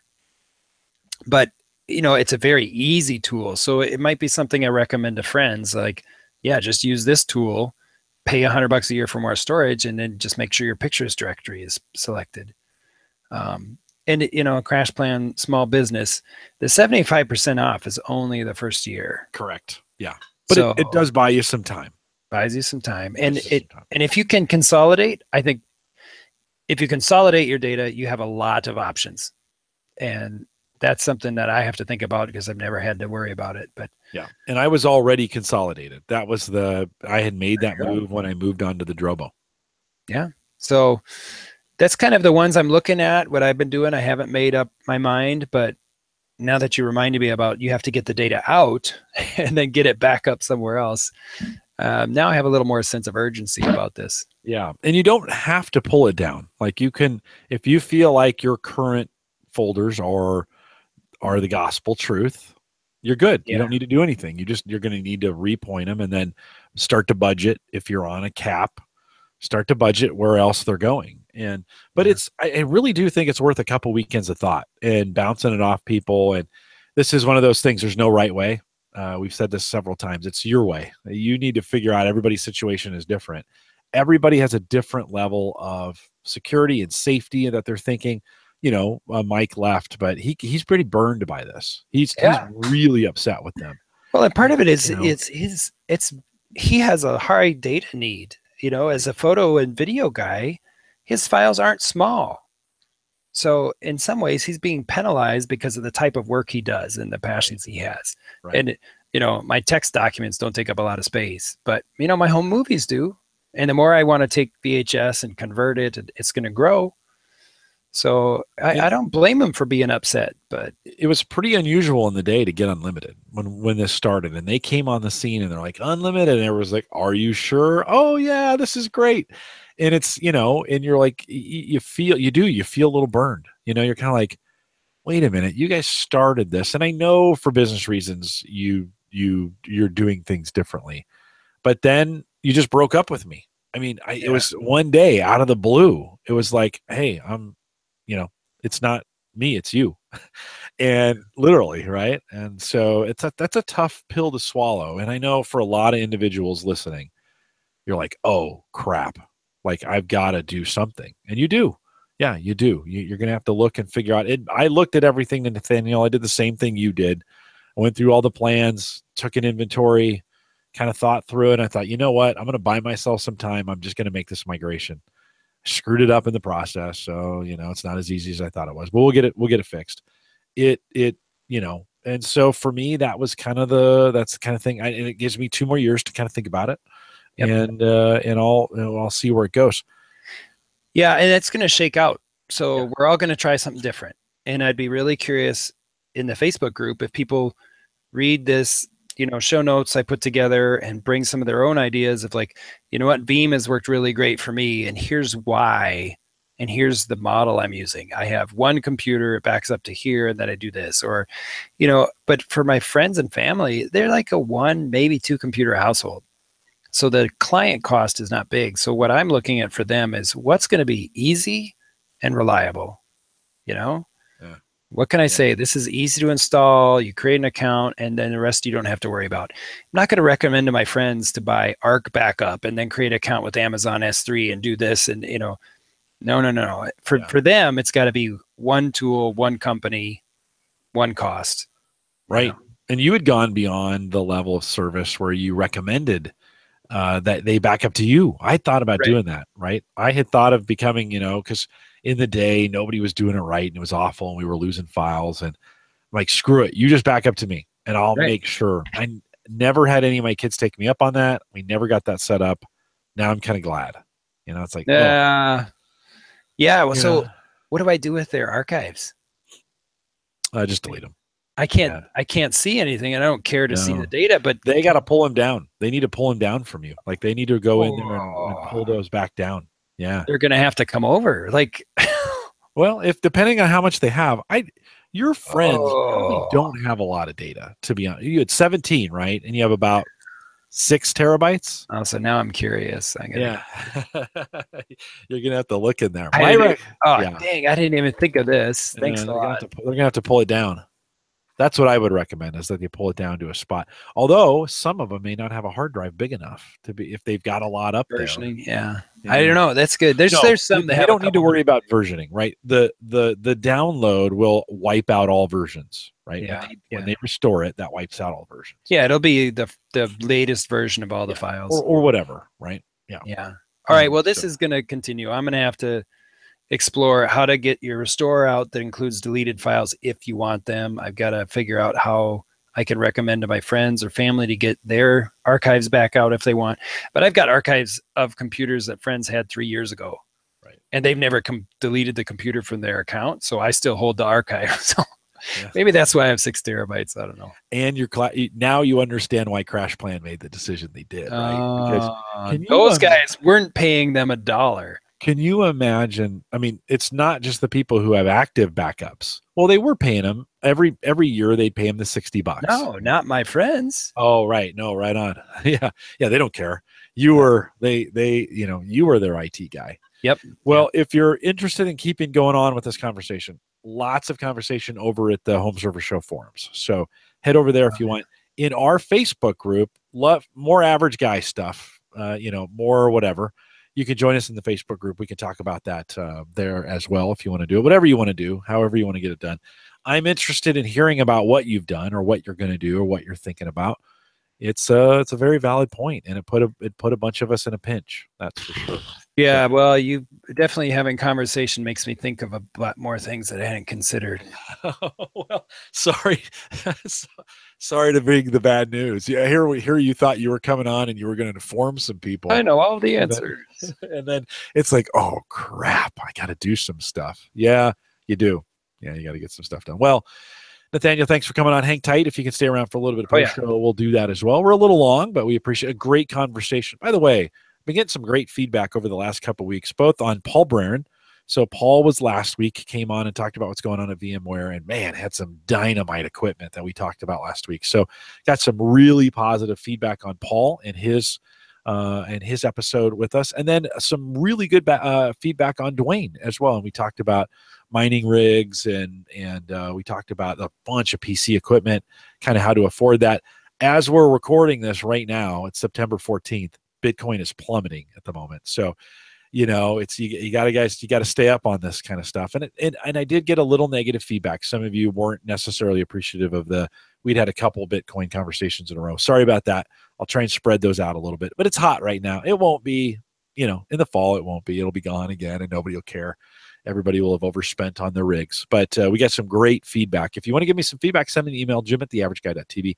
I always appreciate the feedback, both negative and positive, but I'll be honest, I love the positive way more than I love the negative. So if you want to send that over, that's great. If you want to support the show, don't forget pre and post show now available if you're a Patreon subscriber, $1. That's all it takes to get in there, $1. And next year when we do the meetup, Patreon's going to probably be required to come to the meetup so I can cover some of the costs of that, or we'll probably use Patreon to get. Did I say we're going to have a meetup next year? Is that what I just said? Nice.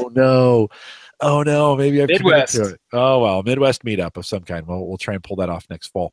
But if you want to support us out there, head out to the averageguy.tv and click on the Patreon link. Don't forget the averageguy.tv platform, both web and media hosting, powered by Maple Grove Partners. I just saw Christian. It was great hanging out with him, and he's got some great stuff going on there in Virginia. Get secure, reliable, high-speed hosting from people that you know and you trust. For more information, maplegrovepartners.com. Maybe Christian should get into some backup stuff, He could do it right. If anybody was going to do it right, it'd be that Christian Johnson. So, Christian, if you're listening, he never would listen this far. Don't forget, you can catch Home Gadget Geeks on the Android and iPhone app, both available at homegadgetgeeks.com. I don't know why I keep saying the wrong address to that. The one on Android is now fixed, so if you've been waiting for that, head out there and get it. It's available for you. Thanks LastPass for their sponsorship, and we're trying to get that thing taken care of. Amber's going to be on here first week in November, so we'll be back at a chance. They've got some changes going on over there at LastPass. We are live every Thursday, 8 p.m. Central, 9 Eastern. We got some great shows lined up for you as well. If you subscribe to the newsletter, you will now get a weekly update for the next 4 shows that you would have known Nathaniel was going to be on tonight. And so we'd love to have more people come out and join us live, but if you want to subscribe to the newsletter, and I won't spam you, maybe 3 sentences in there. 3 paragraphs. Let's just say 3 paragraphs of information. Subscribe to the newsletter. Head out to theaverageguy.tv/subscribe. And that will get you, there's a little sign up thing. You can just sign up and get it. I won't spam you, but you'll know it's coming up in future episodes. We'll be back next week, same time, 8 p.m. Central, 9 Eastern at theaverageguy.tv/live. With that, we'll say good night, everybody. Good night. Thanks. Yeah. Good job. Good conversation. I'm glad we didn't talk about the Apple stuff. I'm kind of like, I really like my 6S. It's working great. 2 years, still looks new. It's fast. I know. I don't really have a reason to upgrade. Yeah, it's great. Still working. We're going to get an upgrade, right? Will the iOS 11 come to this? Yeah, it's supported. It's the 5 series that it won't go on. So I got a couple more years with it. Yeah. No, hold on. Android's looking pretty attractive. Yeah. I don't know. I just don't want to mess. I use my phone. I don't want to tinker with my phone. I know. So here's what's weird at the Collison house. Sarah loves her Android phone and she doesn't tinker with it. She just uses it. And that got me thinking, like, okay, Android's there now too. I think we've always had, the tech guy, have always had that impression it's a tinkerer phone. And I think if you think about a 6X or 6S or the Nexus or whatever those things are, the Notes, I think those can be used just like you would an iPhone. You know? Yeah. There's a lot of nice feature with those. I like the wireless charging is a big appeal to me. I'm the kind of guy that plugs my phone in like every chance I get because I'm just paranoid about having a low battery. Yeah. So I wear out the port eventually. But wireless charging would be nice. I like. There are a lot of good Android phones, and I like the Google Fi concept of just pay for the data you use, multiple carriers. That's really cool to me, but not enough to switch. They made a big deal about sealing these things up, right? So microscopic water and dust protection, right? Down to that level. Not proof. They were very, very careful to never say waterproof, but they did say resistant down to the microscopic level. They said that several times. So I like that. Interesting, as I was listening to Windows Weekly this week, Paul Thurrott said, they hired all the Connect guys, and that facial recognition is just it's just Microsoft. I don't know about that. I'm not sure I like Face ID. Like, I have to fold. I will have to see how it works, but I don't want to be going like this every time I have to touch my phone. I really like, I get to the point maybe where I'm in meetings and I can unlock my phone under the table. Yeah. The Touch ID works so well. Yeah. Yeah. And both hands. That's and I've both thumbs and both forefingers, right? I can and get anything I want in there and get it rolling. Oftentimes, I don't want to look at it. I'm walking out. I'm unlocking it as I'm walking, and then I just pull it up. Or as I'm getting into the car, I'm actually unlocking it with my thumb, and then it gets plugged into the on the dash, and it's ready to go. Yeah, it's almost too easy sometimes. Yeah, if I could get it, if I thought it was going to be wireless charging, and I could get one of those Qi, because that's what they're going with, right? The Qi charging or whatever it is. If I could get one of those that would magnetically go to my mount, that would have that would work the way I do it now, I'd love it. I'd be fine. So you put it in the car, and the mount holder is also a charger. Yeah, that'd be great because I charge my phone in the car. That's where I charge it today, for the most part, and at night, overnight. But between those two, I can get a full day on it without any problems. So. There's some interesting things coming. I would definitely wait a version. Justin out there in the chat room says he still wants the iPhone 10. Man, I think I would wait. I would wait a year on that one. There's a lot of new stuff in there. I actually, on any of the new ones, any of the new versions, they have enough new technology. I would kind of wait a year and just kind of see what they learn and pick those up next year. I think that's my plan. I like. And I think I'm going to buy one, as I like this new watch. Oh, with the LTE. Yeah. I tried an Apple Watch for a while, and it was fine, but then it became more work, and it was distracting for me because it was like going off all the time, and then that's a message. How do I swipe? And maybe I didn't invest the time to learn it. So I used just the Fitbit Charge 2. Yep. And what was the retail on that one? I don't know. It was a replacement. So my original Charge broke because it had an accident between the ground and my tires. So you call them up and you're like, hey, my Fitbit broke, it's not working. And they're like, oh yeah, we see it in your account, because they know exactly what you have when you activate it and everything. And they're like, do you want a replacement for nothing, or do you want to upgrade to the next one? I'm like, oh, I'll upgrade. I'll get the Charge 2 instead of the Charge 1. Well, I accidentally did the Charge 2 Onyx version or something. It's black instead of silver on the side, so it cost more, but it does the same thing. But I like it a lot. It's been reliable. It lasts several days. It stinks with Strava, so the runs and the rides go in there. So I've been happy with it. I like the heart rate monitoring. I have a very low heart rate. Really? Well, I don't know. 57 is like, that's pretty low. 57 is my resting. Yeah, 70 according to this. Right. I had a buddy buy a Chinese knockoff version for $30, and he loves it. That's and I kept telling him, oh, Jamie, that thing's gonna break. Oh no, we'll see. So I might have him on the show to talk about it. Justin said the Microsoft Band was the best. The Band was a good good device if it just wasn't broken. It's now sitting up here somewhere, uncharged and I don't know what I'm gonna do with it. I own 2 of them. They both broke in the exact same place, and I was just really disappointed. So, and I haven't done an Apple Watch. I'm still wearing, I bought a $200 Garmin 4 or 5 years ago. It's when the running watches were super popular. It's not smart, and I'm going to be honest with you. Why wouldn't I be, right? Yeah. Not having alerts on my wrist is freeing. Oh, you like that? Like, yeah, I was getting buzzed all the time, and I'm going to say, when you get buzzed, your heart rate goes up just a little bit. It just gets constantly going off, right? I don't have the alerts set up on my phone, right? I take everything. So I started ignoring it. Well, that kind of defeats the whole purpose, right? Yep. So not having them, and so my phone is shut off from alerts. My phone does nothing now. I get I'm not saying I don't get any alerts. It just doesn't buzz or it doesn't ring. I hear nothing. I can see it when they come on, but 90% of the time my phone is sitting on the desk screen side down. I feel like that I owe that to people when I'm in a meeting. Yeah. I am not looking at my phone. It's not coming on. I'm paying attention to what's going on in the meeting. Although I get hung up a little bit on my laptop because I bring my laptop to meetings and then I start checking email, right? So I have kind of tried to jump off the notification bandwagon. It is the freeway from hell that I just don't want to be on. So going back to just a dumb watch, but having a watch, because I went 10 years without a watch. I just used my phone. Yeah. But so just going back to just a watch is incredibly freeing. Well, I do miss wearing like a watch for a watch sake. Yeah. I had some nice watches that I liked because of the way they looked and it felt, and I don't wear them anymore because I'm like, oh, I got to wear my Fitbit. I got to keep track of everything, and I'm not going to wear one on each wrist.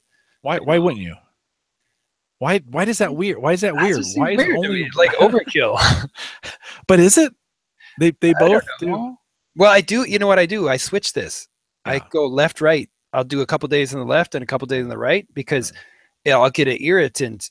It'll bother me, and so I switch back and forth. But I don't know. I've just never. My grandfather was a 2-watch guy, especially when he traveled. So he have one watch that had time at his house and one watch where he was visiting. So he'd be like, I'm in North Carolina, it's 7 o'clock. Oh, I'm in Minnesota, it's 6 o'clock. He had a dual time zone on his watch. Couldn't make the 1 hour difference. The Garmin, which is really cool, I just click it twice and turn the GPS on, and then it automatically finds the GPS and synchronizes. It says where I'm at, and then it changes the time. Yeah. So that's almost like our cell phones do. Yeah, the charge syncs through the iPhone. So if you travel and then you get back online, then the Fitbit. I don't know. I like the Fitbit app. I like their ecosystem, their devices. We've owned a whole slew of devices, so I kind of stuck with them.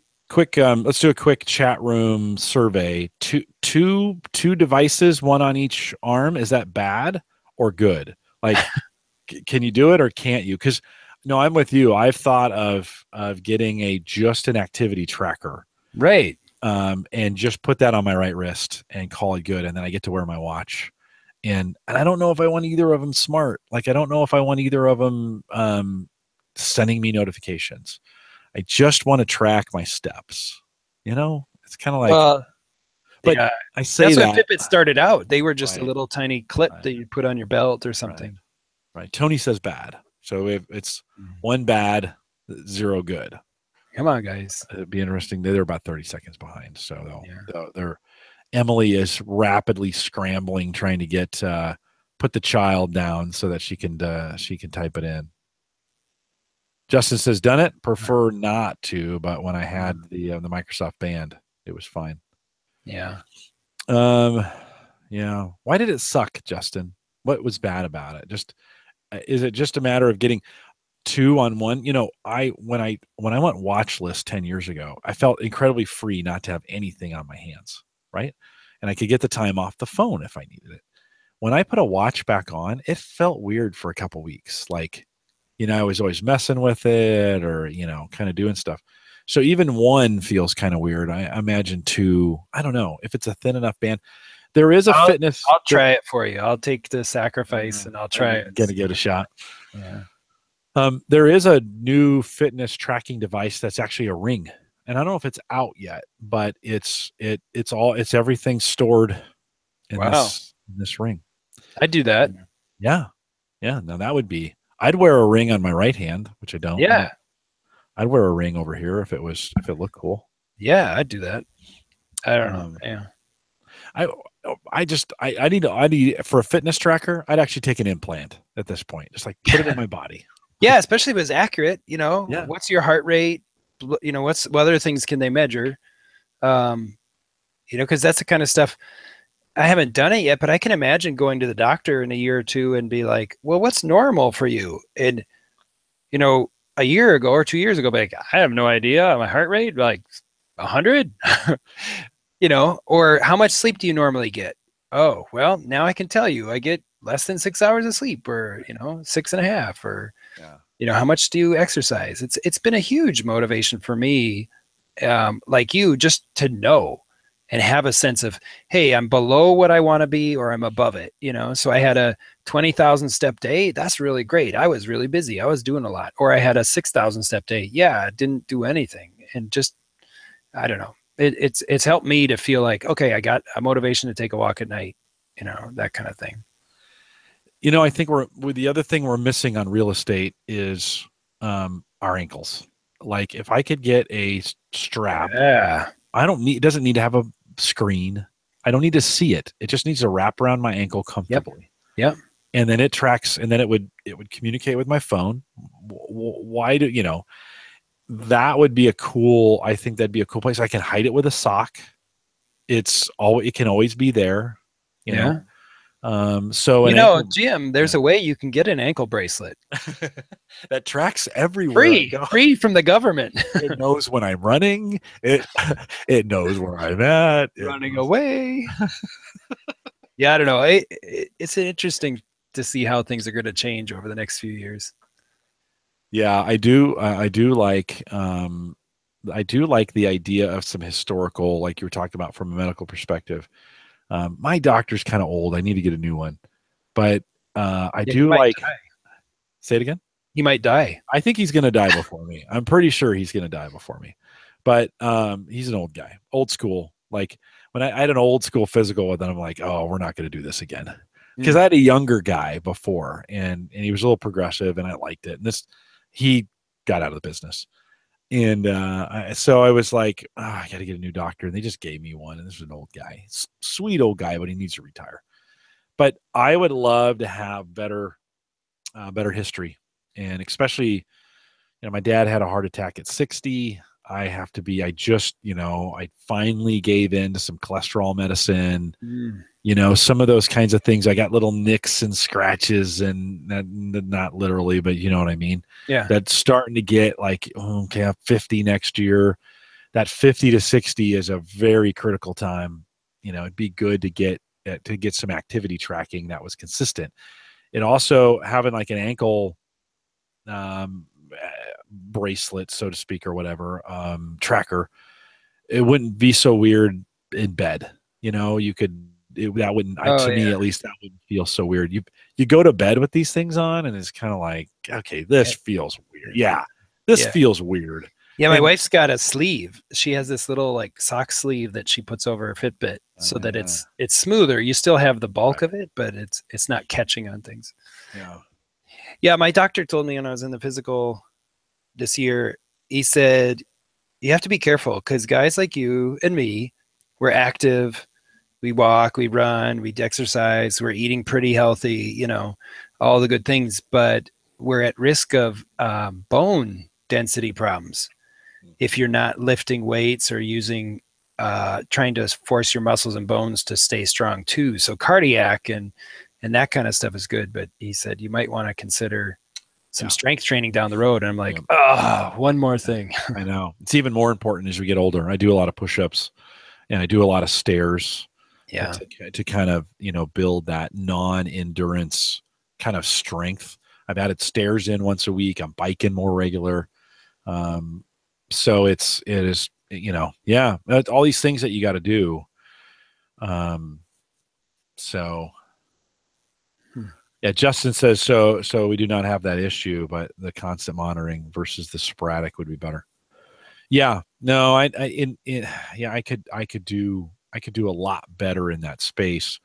I just need to, I don't know. I guess I just need to find the right device. I guess I've been kind of thinking I would just move to the Apple Watch. It's what, those are $399 now? Are they I don't know. $349? I think they're $299, $349. I think that's where they're at. I think the two that you have is what, 150? The Charge 2? Yeah, the Charge 2, 150 maybe. Yeah, something like that. I think it's 150. Let's see. The other thing. See, that's like a year of backup right there, Jim. Way to come full circle. Well, I mean, you gotta compare it. Like, I can't spend $300 on backup, but I just bought this Chromebook that I just throw on the couch for $300. Right. No, you're right. You're right. That's an interesting. It all comes down to the value and the social value, right? I mean, yeah, backup doesn't have a lot of social value to it, but a watch does. Yeah, it's the thing we. The problem with these devices is always going to be battery. And I would prefer, to be honest with you, to have a device that had two batteries that you would swap in and out. And so you come home before bed, pull the watch, swap the batteries, put it back on.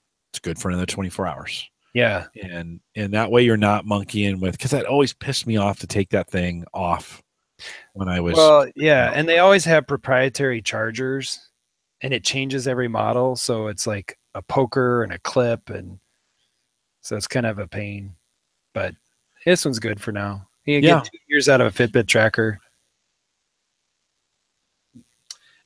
Justin says kinetic charging. My dad. So when my dad retired from IBM after 35 years, he got a Rolex watch. Right. That was the deal in those days, and it had kinetic or not. Is that kinetic? Yeah, kinetic charging. Yeah. And so he would. I can remember this like it was yesterday. Yeah, he'd come in the morning, like doing just before breakfast, just shaking his wrist, and he loved that watch. I wonder what happened to that thing when he passed away. I wonder if my brother has it. I bet my older brother has it.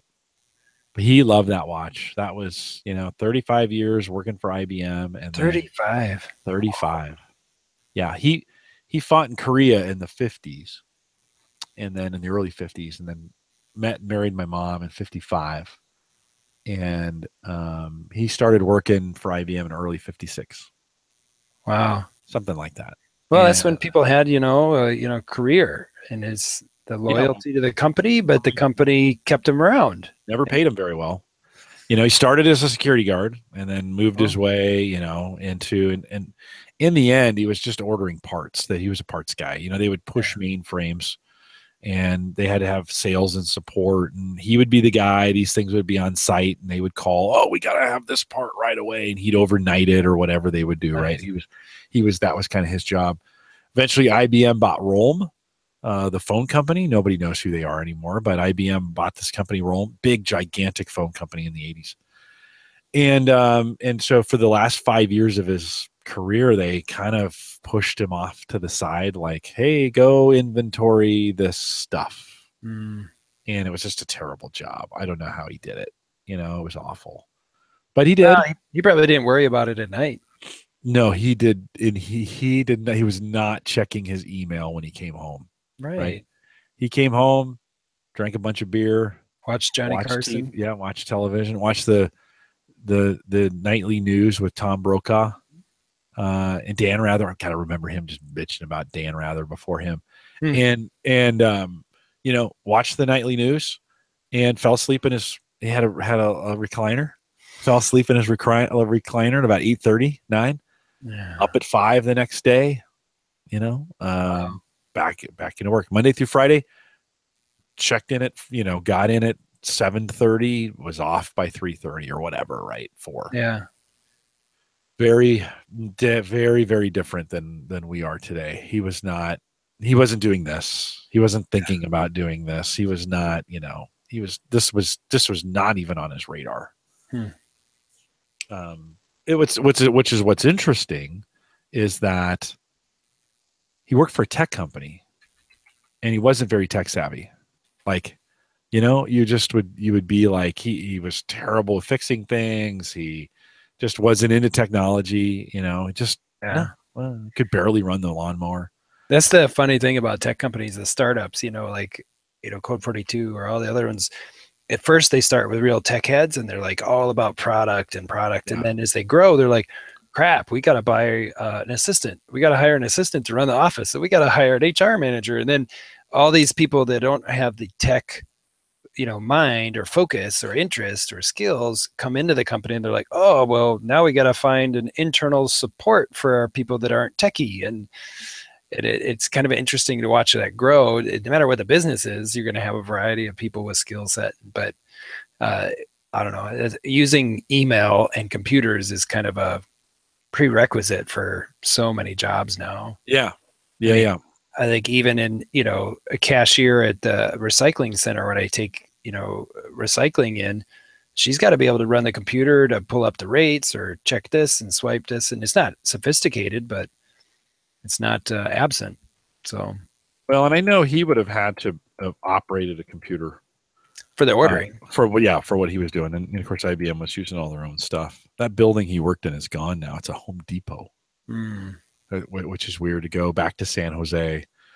Growing up in the heart of the Silicon Valley was super interesting. I saw all these, the beginning, the founding of Apple Computer. We kind of watched that happen. The growth of HP, right? Dave and what was his Dave and Paul? Yeah, something like that. And I think I could have that wrong, but we watched HP grow. We watched, IBM had a gigantic presence in the Silicon Valley. Yeah. Probably made it to Silicon Valley, to be honest. That Santa Teresa plant that my dad worked at, that probably is what drew some of those early technology companies in the 50s. We think of the Silicon Valley being an 80s, 90s thing. But man, there was tons of technology, as IBM, 50s, 60s in there. It's a different kind of technology. So anyways, well, hey, if you're listening live, we're going to let you go. You guys have hung out along, Nathaniel hang for me. Yeah, long night. You guys have hung out, a very interesting conversation because Nathaniel was here. So thanks for doing that. But we'll see you guys next week. See you.